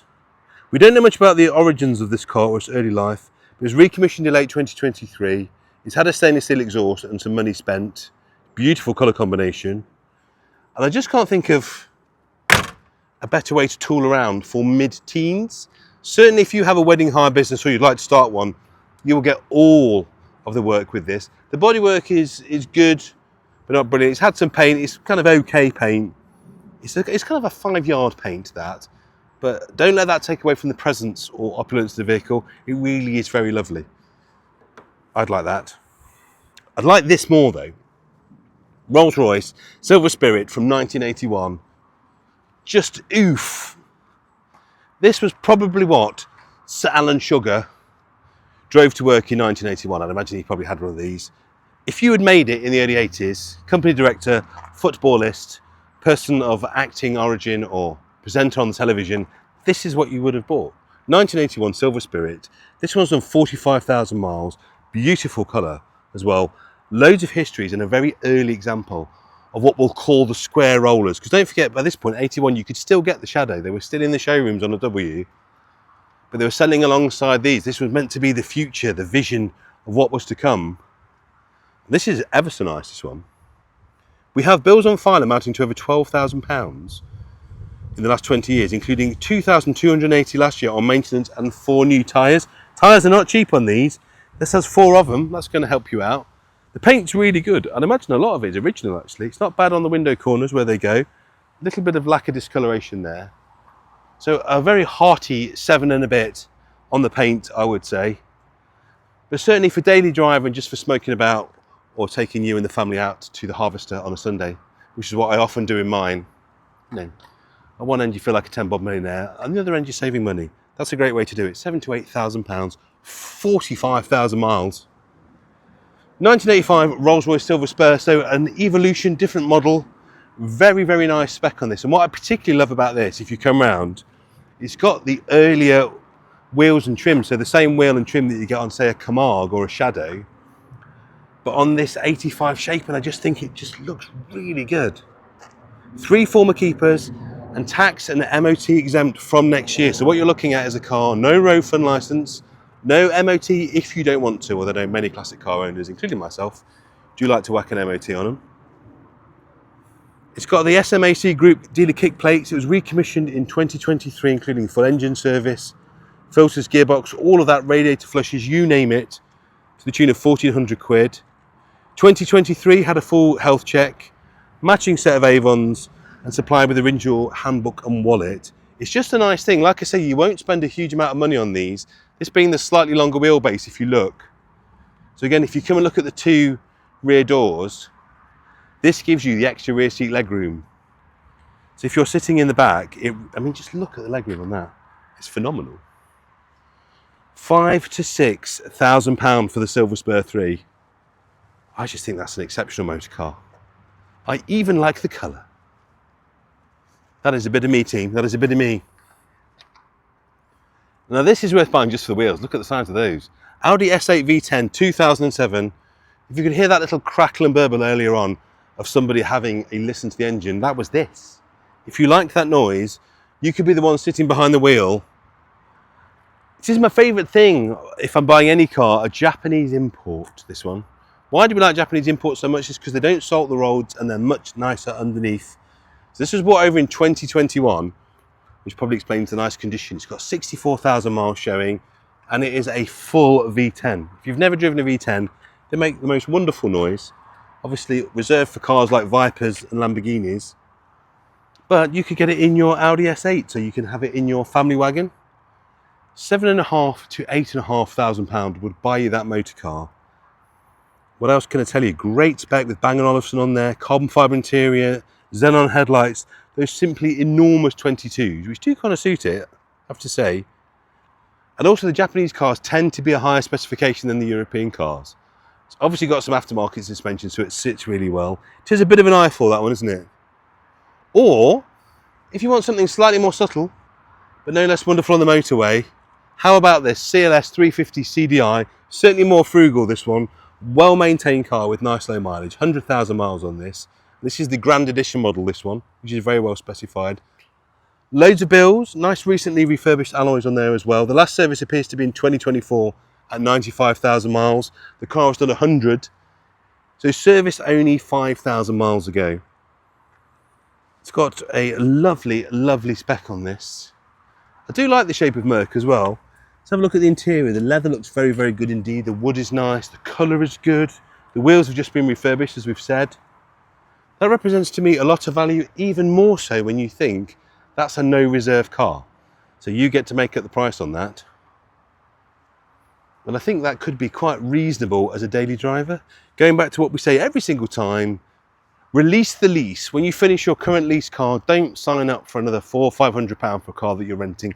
Come and buy something like this for a few thousand, maintain it with a specialist, run it for a couple of grand a year rather than paying, I don't know, 7 or 8 grand a year on a lease for a car that you never own.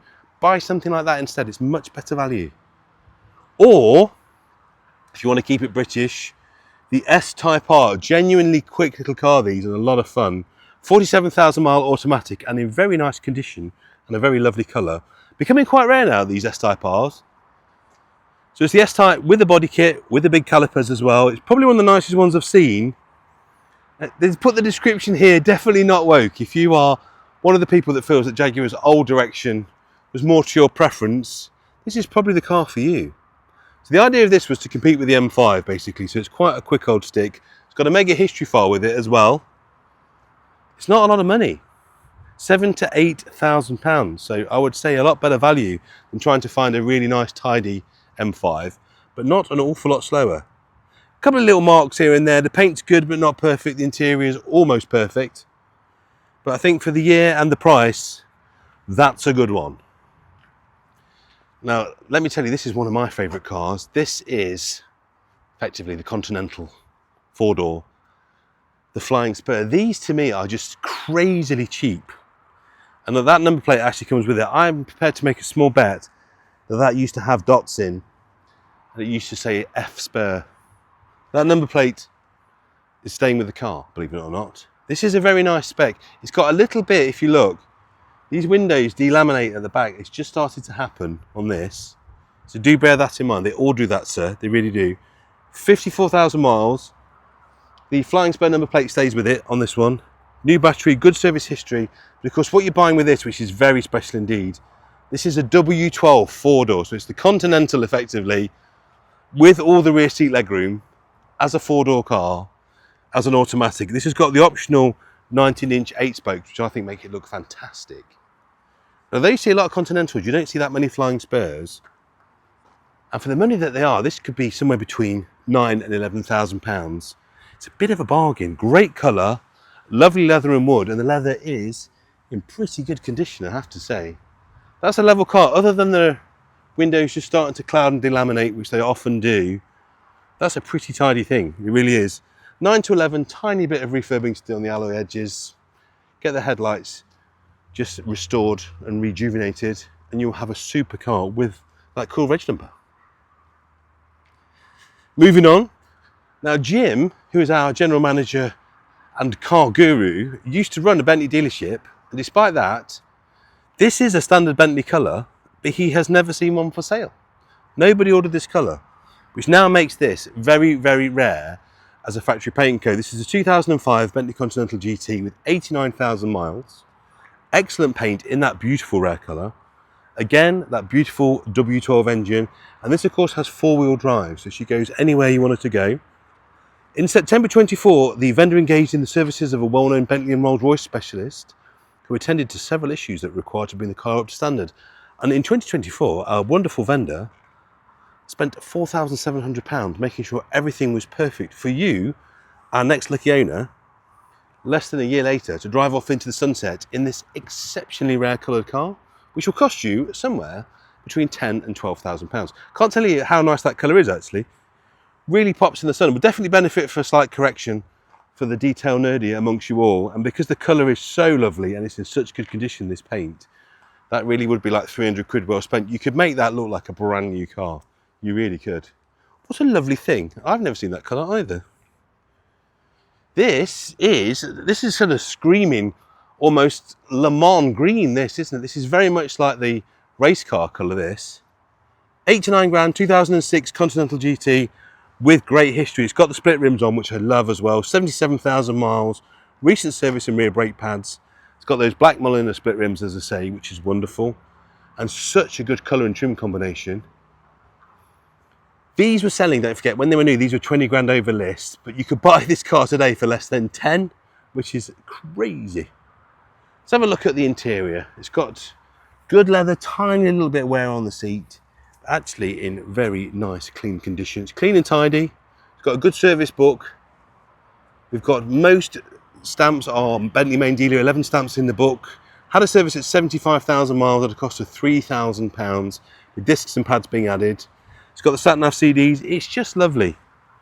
These do represent stunning value, 8 to 9 grand plus your fees to buy that and take that home. Like I say, find yourself a good specialist. You'll have a whale of a time and you'll feel special as you're driving along. Moving on, they've got a nice no reserve tractor, which isn't in my list. I think that's going through the auction. This definitely is. 1974 Land Rover 88 Series 3 lightweight. The Red Arrows replica. So this is what would have sat by the Red Arrows as their tender vehicle. 95,000 miles. Looks like the Red Arrow support vehicle, which is always a bit of fun, isn't it? Petrol engine, so it will go forever. Runs and drives, right-hand drive. Home market example. This is a real bit of fun, this. I absolutely love this. I'm also a bit obsessed with the Red Arrows and saw them at Goodwood at the weekend. They still never fail to amaze, but you could buy this at no reserve. There is no reserve on this at all. It's also a very usable, fun thing, isn't it? Would work at air shows, very much so. Would work at classic Militaria shows. Would work at Land Rover shows. And you get to choose the price. It's a nice condition, actually. It's got this lovely patinated front bumper. It was once green, you can see that when you look inside. And the paint is obviously, as you'd expect on an ex-military vehicle that's been repainted over, good, but not perfect. If you buy it for the light-hearted thing that it is and just go and have some fun with it, you'll be very happy indeed, I think. Moving on. Now, starter classics. People say, what can I buy for next to no money? It gives me a lot of fun, looks good, won't necessarily make you any money, but don't forget that's not what really classic cars are all about. Because we do have a lot of people come in and say, what classic car can I buy and make a fortune? Some cars you will make a fortune, but treat that as a happy byproduct. Go into the whole idea of classic car ownership as when you buy a holiday or when you buy a very nice dinner or a very lovely cup of coffee, you're never going to see any of that money again. But does it mean you're not going to enjoy every penny you spent? No. Treat classic cars in the same way. This is a great example of that. 1962 Hellman Minx Deluxe, really clean and tidy and presentable car, and it really is quite lovely when you see it close to. This is a no reserve car that you will buy for really not an awful lot of money indeed. It does have a slight clutch issue, you're going to have to sort that out. Low recorded mileage of 73,000 miles, which we think is genuine and correct. Perfect period coloured scheme. But these 60s cars now, in the nicest possible way, the market is cooling for these cars. Not a massive amount of people are fighting for them in the same way they were 20 years ago. And as they are now fighting for cars like the Golf that we're about to see, people are definitely fighting for those. But what it means is for cars like this 60s, beautiful little Hellman Minx, you will buy it for really a very sensible amount of money. And it's the perfect place to start because everything on a car of this era is fixable and swappable. And look at the condition of things like the trim and the chrome. It's a super presentable car. You'll have so much fun. And even after you've sorted the clutch, which you'll do with a spoon and a piece of string because it'll be so simple, you'll have a lot of fun. Start there. You won't make any money. It's not an investment car. Just enjoy it for what it is. Move it on in a year or so and buy something else. That's how cars should be. Now, one of my favourite things in the world is a Mark II Golf GTI. I have 3 of these. I do love a Mark II. I love the Mark I, but for me the Mark II, just a little bit chunkier, slightly better proportioned. I think they're better to drive. The purists say the Mark I is better, but I think the Mark II is the better all-rounder. The bigger, the stronger. They're just a bit chunkier somehow. They're a bit wider, aren't they? This is lovely because it's a 1986 5-door GTI and it's an early quarter-light car, what we call a Type 19 style car. 156,000 miles on this with the Pirelli P-slots on. Outstanding condition with a huge amount of history. If you've not driven a Mark II Golf GTI, they are almost modern in their dynamics. They really are. The way that they handle and how much fun you can have on a country lane. They're not a fast car by any stretch of the imagination, particularly as an 8-valve, but just a lovely thing. And these early cars with the quarter lights really are quite sought after.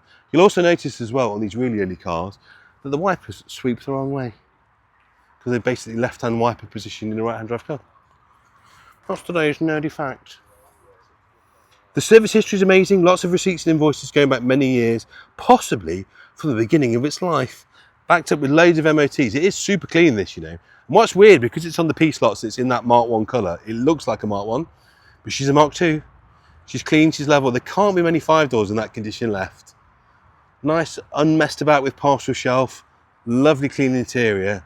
That's a rare opportunity to buy that. If you've got £5,000 or £6,000, while the purist would have the 3-door, the family person would have the 5-door. Get the kids and dog in the back.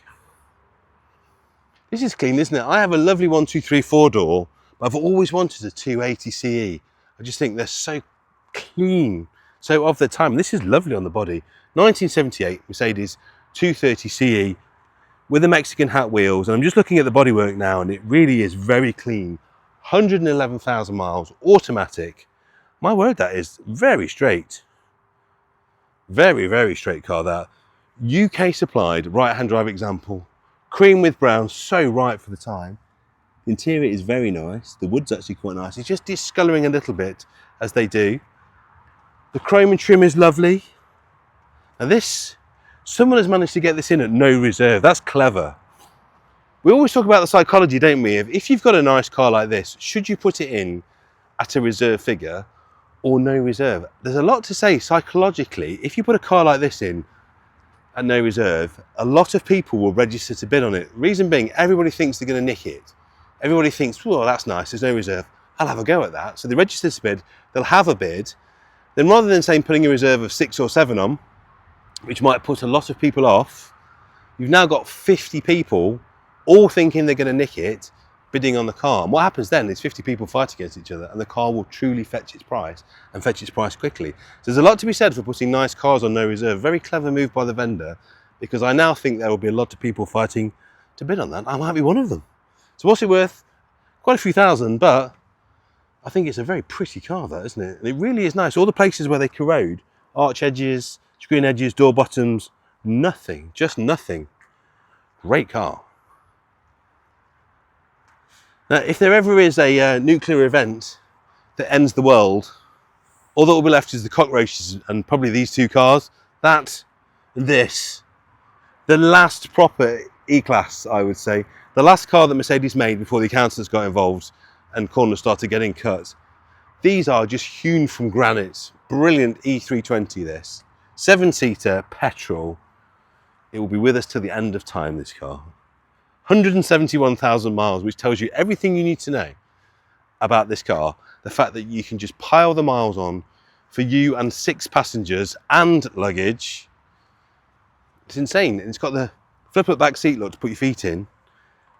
Just brilliant. If you've never been a kid sitting in the back of one of these, completely unsafe because you're basically sitting in the crumple zone. But these are small details. Kids are expendable. They go in the back and looking at the cars, flicking V's at the cars behind. Great days. Great days. I say high mileage car, no reserve, great colour. The paint's pretty reasonable. As you might imagine, it's a little bit stone chippy on the front, but then if you'd done 171,000 motorway miles, you would be too. That's a lot of car, it really is. And the best bit is, you get to set the price, no reserve. They always do this to me, don't they? They always put a nice Saab in. Let me find that for you. Oh, we seem to be jumping 2 cars here. Now for Saab enthusiasts like me, a very sad day was the end of the Classic 900. But to celebrate that, we did get a little bit of light relief in the form of this. They came out with the Saab 900 Ruby. This was the swan song of what many regard, myself included, as the best of the 900s. This was it. Beautiful 16 valve turbo, this gorgeous ruby red paint. You got half leather, half Segner wool seats as well. And originally this car would have had a really nice anthracite painted diamond turned edge 3-spoke wheel. It's been upgraded to a later aero visible nut wheel. Interesting car, this one. So it's actually a Category N insurance loss at some time in 1996. But obviously it's been rebuilt beautifully. I'd imagine that was probably like a little minor knock. Loads of old paperwork. And just a nice thing. It's hard to get a price range Ruby. These are a very expensive car now. But the fact it's a small Cat N earlier in its life means you could get a bit of a bargain here. This car is going to be £5,000 or £6,000. I've seen these Rubies on the correct wheels without the Cat N for more like 15, 16. So you're buying it for around a third. But the interior is very, very nice. Front and rear seats, tiny little bit of mouse nibbling on the rear wall there. Bodywork is pretty straight. a little bit of bumper imperfection, but I can't stress enough, that is a very, very good price for a Ruby. 5 to 6, I think reflects the condition. You've got some potential to make it super straight. I'm normally the biggest fan of those wheels. I would try and find a set of the original 3 spokes and put it back because they sit so beautifully on those, or even just colour code the centres of those to the original grey would make a massive difference. Great car though. And this one, which isn't in my pad, so I'm going to do a good old-fashioned read off the screen. 22,000 miles showing on this. Low indicated mileage. Now we don't know if that's warranted or not, but I'm looking around the car and the team has looked around the car. That appears to be genuine. I'm always asked, is there a classic car that I can buy that I could drive every single day, even in the winter, use, won't lose me a ton of money, I could put 200,000 miles on and it will still be saleable and usable and probably won't ever let me down. This is it. £5,000 to £6,000. If you can buy this 1993 190e 2 litre automatic, not fast, but look at the condition of the interior, look how clean it is, which certainly suggests that the mileage is genuine, particularly the back seat, which looks like it's never ever been sat in. The bodywork is clean, it's got the alloys on. It's just a really simple basic spec of a beautifully styled car that, if you look after it, will outlive you. Again, like we're saying with the Bentleys, find yourself a good Mercedes specialist. They aren't a particularly complicated car, these. A lot of the parts are still available, both as genuine and pattern. And there is your car that will see you out, particularly if you're my age. I can't imagine this car wouldn't give you 30 years of faithful service. Well, let's get back on track with our list. We've just gone a little bit awry. Bear with me, team, bear with me. Right, the Ford Cortina 2 litre Ghia. Once a car that you would see on every street corner, on every driveway of every family home in Britain. And this was the one that every dad wanted. Every dad wanted the 2 litre Ghia. Very, very rare finds. Not only in beautiful gear spec in that gorgeous colour, but also a 32,000 mile automatic. Now, it's been in long-term ownership, 6 previous owners, and our current vendor has owned it for the last 10 years. Drives well, presents well, it's got spare keys. It just looks right, doesn't it? A few tiny imperfections, but my word, she's an old lady. She's from 1981. 40 odd years old, but the interior is mint. I would say that's a genuine mileage car. I've got a funny feeling that some of that paint, or a lot of that paint, is the original paint as well. My granddad had a Cortina, so I have a lot of very lovely memories of being driven around to Romford Skate Park in a Cortina. Again, a car that you once saw every single day, now a car that you hardly ever see. And that's in lovely condition. You could buy that car, my friends, for £7,000 to £8,000. This is a bit of fun. I do love an E36, and I do really love an E36 where someone's got just a standard 318i convertible, and then I'm guessing has gone and found an old 328 Sport and ransacked all the good bits off it. So that's a 328 Sport front bumper, 328 staggered split rim wheels. They're worth an absolute fortune if you go on eBay and find out what they're worth. Sport side lip, and then 1,500 quid's worth of factory hardtop as well. So here is a car, actually, just in bits alone, it's probably worth 2.5, 3 grand, just in wheels and roof and bumpers and bits and pieces. But then you're almost getting a free 318i E36 with 77,000 miles in auto. So a true wafter spec. I don't dislike the aftermarket backlights. They sort of work with it. They're not correct or standard, but they look good. It's got the proper sport back bumper. It's a looker, isn't it? It's a really nice looking thing, that is. And again, that's a no reserve car, the fresh MOT, that I think will give you some summer thrills. I say, have a look if you're wondering what to spend on that car. Look what you'll spend on a set of those sport rims, genuine split rims, genuine factory roof, and genuine sport kits. That's front and rear bumper and side skirts. There's replicas, that's a real one. I like that a lot. Full M-Tech kit. A few bits and pieces on it, but it's not going to be a huge amount of money, that car. I would own that in a heartbeat. Austin Maxi. One of the cleverest things to come out of the BL stable. Much maligned, but now finally being recognised for the clever piece of packaging that this car is. So it's front wheel drive, family hatchback, with a full fold down rear seat. The kind of thing that everybody did afterwards, but this is 1980. Tidy, usable little car. That should you bring this to the festival or the unexceptional, we will greet you like a conquering hero. They're just so practical and big. If you look at the amount of rear seat legroom and the width of the car, although you can argue the Maxi will never win any beauty contest, in terms of actually packaging your family, your luggage, your dog, into a 5-seater with a hatchback boot. Nothing ever really touched these. They were absolutely enormous. Fortunately, it's locked, so I can't show you the boot, which is huge. You can even fold down the seats and almost make a bed in these. 54,000 miles. Original instruction book. It's correctly registered as historic, so it's everything exempt. And the MOT only ran out in March. It hasn't got an MOT, but you could put one on. I'd imagine it's going to go straight through. It looks very clean. Right, if you want a Golf GTI for grown-ups, it's this. Audi 80 Sport. Very nice, very rare car. It's got the Reynolds on. It's got the factory front lip. This is a car that I lusted after in period, and they still look so fresh now, don't they? So the Audi 80 Sport, 98,000 miles in Tornado Red. There are only 90 examples of these left and known to the DVLA. This is a sunroof model, this one. It's got a Spax adjustable kit on it. It's got the original sales brochure and 2 sets of keys. And despite the fact there's so few left, and despite the fact, if you're thinking, why do I know this shape? Why is this car shouting to me? If you look at this bit to here and back to there, that's the front of an Audi Quattro, basically. Now, Audi Quattros, as you know, are now house money. So if you want a little bit of the vibe, very similar vista, looking past the A-pillars of basically the same car, get that instead for about, well, less than 10% of the price. Or another very desirable Audi and getting very rare to find, the S2 Coupe, which I think are just aging phenomenally well now. Have a look at that. Fresh MOT, factory standard car in silver. I just think these look so fresh, they really do. Now it says 180,000 miles showing, it says please see text. So I think that 180,000 miles isn't quite accurate. So please do read into that when you have a look in the listing to find out exactly what the mileage is. It was driven here. It's got the lovely combination of the silver with the red, very sort of show car vibes, that one. There's a little bit of delacquering happening on the paint, but she's presentable, she's lovely, and she's not going to be a silly amount of money for what she is, about 12 to 14, which, as you know, for an S series Audi of this era is very, very good value. I like that a lot. Old invoices, tax discs, older MOTs. The service book tells us it was first registered in 1996 in Nottingham. Of course it was. Yeah, but the colour combination on that, can't tell you how nice that looks. Utter bargains to be had.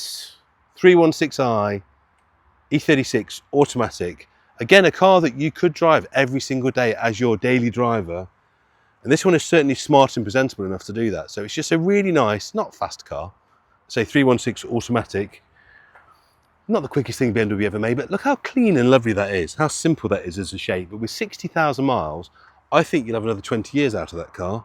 Great spec, very rare now. You could use it every day. It's got a fresh MOT on it. And it's just really clean and level. No signs of rust or corrosion. A few surface scratches, of course, as well. A little bit of paint flaking on the passenger door mirror base, which they all do. So you need to do that. But there's a load of history and invoices with it as well. If you've got 5 or 6 grand, somebody specified the leather, which would have been very expensive. They went for a cheaper, smaller engine and then splashed out on the leather. What a lovely car. I have a 328 E36. I just think this era of coupe is such a clean and pretty shape. Right, Corrado Storm. This is what Volkswagen's entree into the coupe game was for the 1990s. I think they absolutely smashed it. Great engine on these as well. Make a wonderful sound. The Storm was a very limited edition car. This is a manual. It's got the correct Storm badging on. It's in the best colour for the year as well. They only made 250 of those. There's a rare old bus. That one's got 18 stamps in the book. And a lot of people at the time rated these cars very highly. These got a lot of accolades, particularly people like Auto Express recommended it as the best driver's car. It's got the BBS alloys. And this has been the first owner for 21 years. And it's recently had a health check, suspension overhaul and service by John Mitchell Racing. The recent bills on this car, ladies and gentlemen, £7,400. So that mileage we do believe is correct. A lot of paperwork supports that very much. And that John Mitchell bill was less than 1,500 miles ago.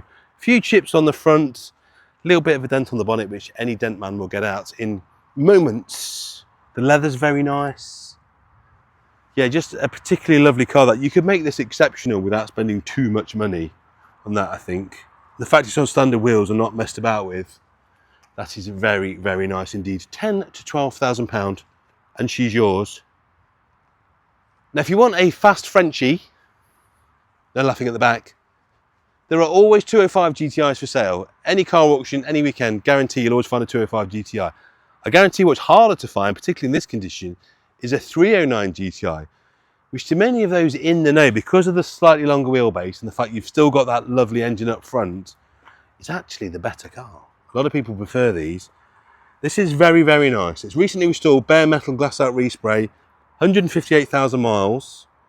It's obviously got a MI16 engine in this one, so this is a little bit of a hot rod as well, this one. So a very tasteful, widely accepted mod. 15-inch speed lines, of course, on matching Toyos. And it's just very nice. You just don't see them, and then when you do, they're generally quite tatty. Good order, ready to be driven, and just a little bit quicker than standard with that MI16 engine. 7 to 8,000 pounds. Now, I've given you two brilliant Metros already. If that wasn't enough, or you want to go a little bit faster, or compete in sprint or motorsport or circuit racing, how about this? This would be perfect for hill climbs, for historic time attack, or just track days. 1986 Austin Metro. Track prepared, uprated 1330cc with a 4-gear straight cut gearbox. Comes with a Brian James trailer as well, so if you're wondering how do I get it away from the auction, how do I get it home, that comes with it. It's going to cost you 5 to 6 grand. It's got a central oil pickup, it's got a sexy cam, it's got roller rockers, the block's been skimmed, the head's been skimmed, it's got shorter push rods in it as well. It's got a dyno printout and it's making 117 horsepower, which you might think isn't enough, but this weighs about as much as an empty crisp packet. It is more than enough. I guarantee this will be hilarious fun. No limited slip on this, but it has got a roll cage. It's probably going to be eligible for quite a lot of stuff. You might find, I don't know if the seats are in date. If you're racing properly, you do have to check the things like your seats, your extinguishers are in date. I haven't checked those, to be honest. If you're racing, you might need to do that. But certainly for track day, it will be more than adequate. And it has a sizable fire extinguisher. I'm just trying to see if I can see what the fire service date was. Yeah, it might need a newer fire extinguisher if you're going to compete. But certainly from a track day point of view, she's more than ready. And a very nice, neat sunroof delete as well. Take all that weight out of it. What will you pay for that? You will pay £5,000 or £6,000. It would cost you 20 grand to build that car. So that seems like a bit of a bargain to me. Now, Jim, our general manager, very much likes this, and I can see why. 2009 Range Rover Autobiography 5-litre V8. The one that everybody wants, the 322, seems to be the car at the moment, doesn't it? This one's done 128,000.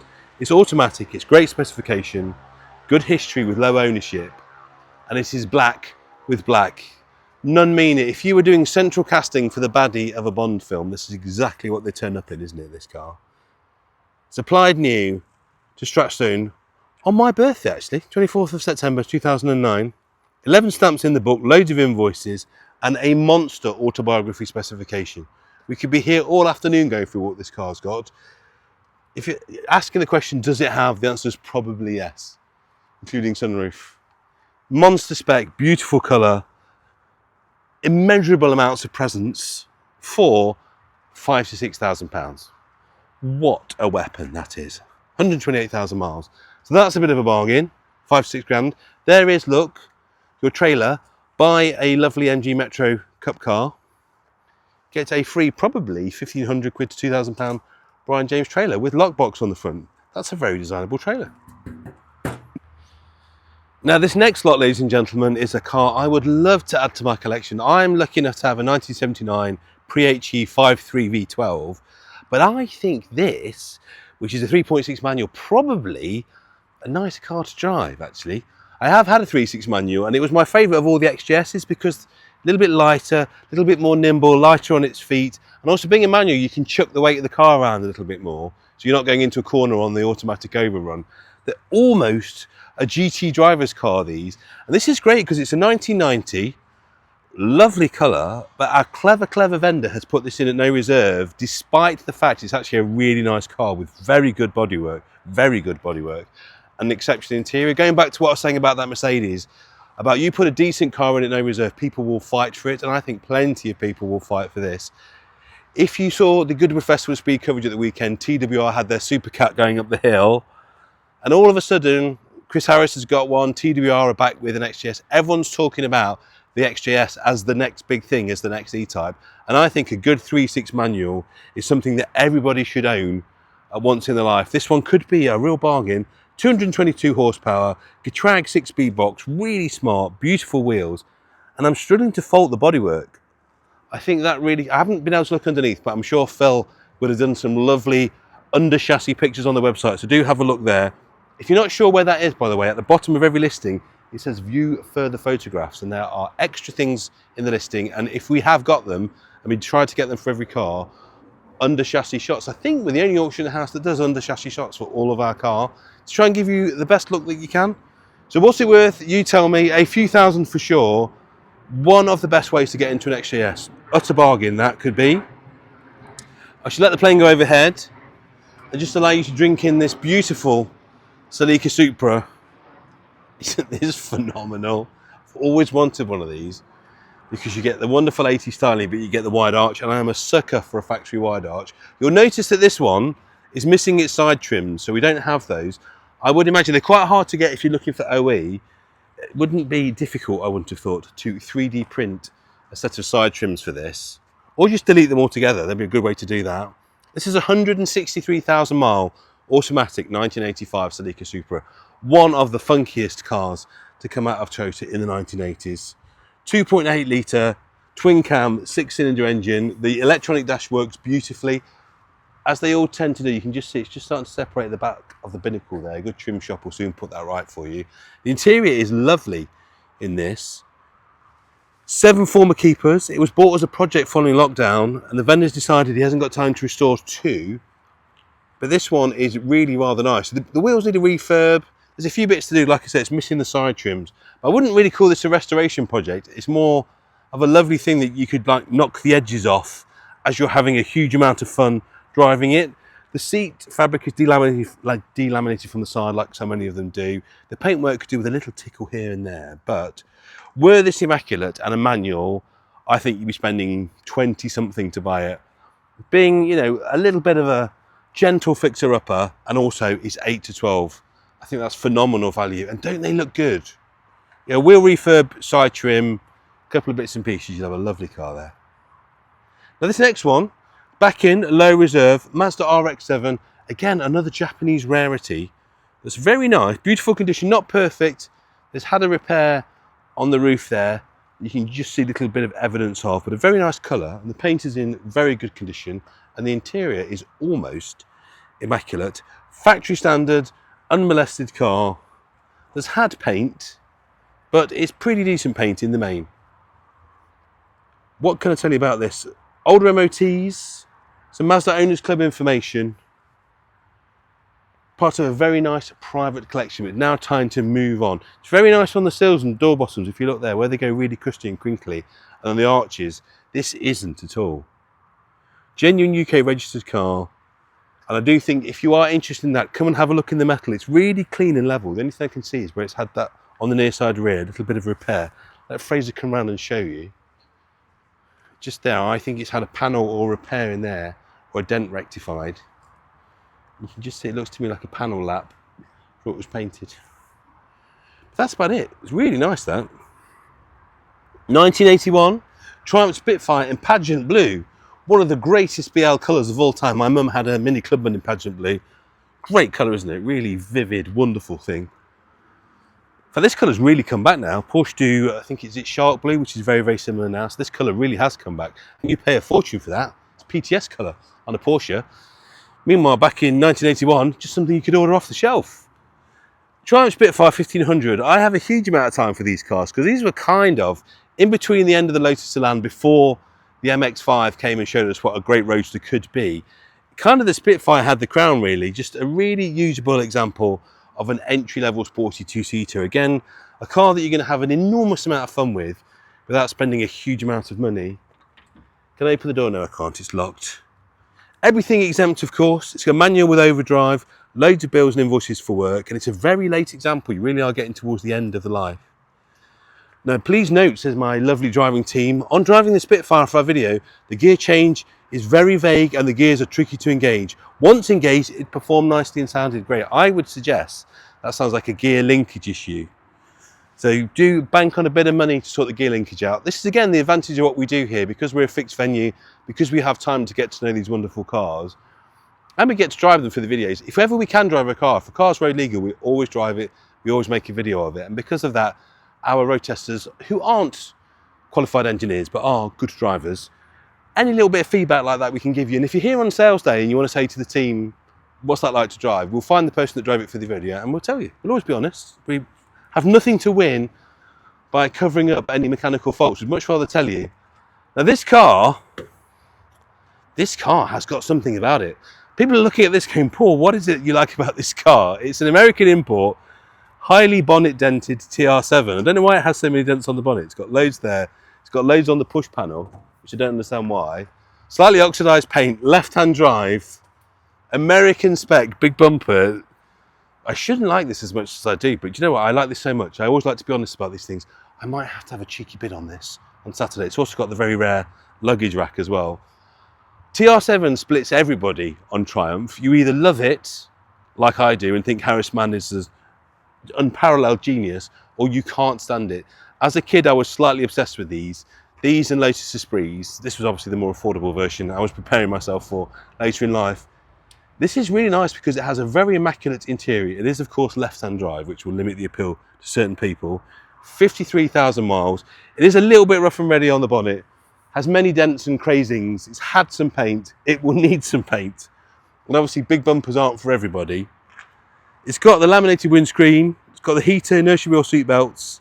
It's got the monster back bumpers. So if you want to park by a braille, come and look at these on the back. This is the federalized bumpers that obviously made so many cars look weird, like the MGB. Look at those badges, look. If you like to park by a braille, this is the car for you. But there's something about it. It looks very clean and very rust free. I would wager that's all original steel on that car. So it's a little bit chippy, a little bit denty, but it's got that something, like I was talking about earlier, an X factor that certain cars have, where it's just, you can tell it's got a good soul. You can tell it's hanging together with good stuff. And despite the dents and the scratches, I love it. It's no reserve. Have a bid with me. Let's have a bid together. I think that'd be quite a fun thing to own. I really do.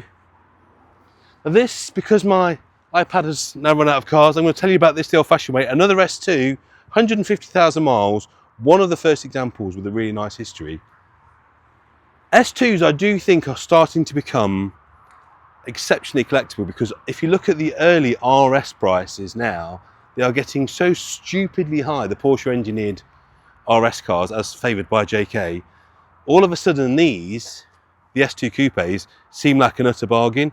So again, same kind of money as the previous one, 12 to 14,000 pounds. They just look good, don't they? And of course that wonderful German build quality, very usable, practical classic, hatchback boot, seating for 4.5. And I think it's exceptionally stylish. This one's got some very nice mods with the later split rims, the lowered suspension. And if you have 12 to 14,000 pounds, it could be yours. But thank you for joining me for that walk around. I'm sorry it took so long, but we've got so many cars. So do like and subscribe and ring that bell. Let me know in the comments which is your favourite. And of course, do register to bid, because we'd love to see you either in person or online on Saturday. As we say, stroll in or scroll in. Either way, we really don't mind. But thank you again for watching, and I shall see you very soon on Saturday.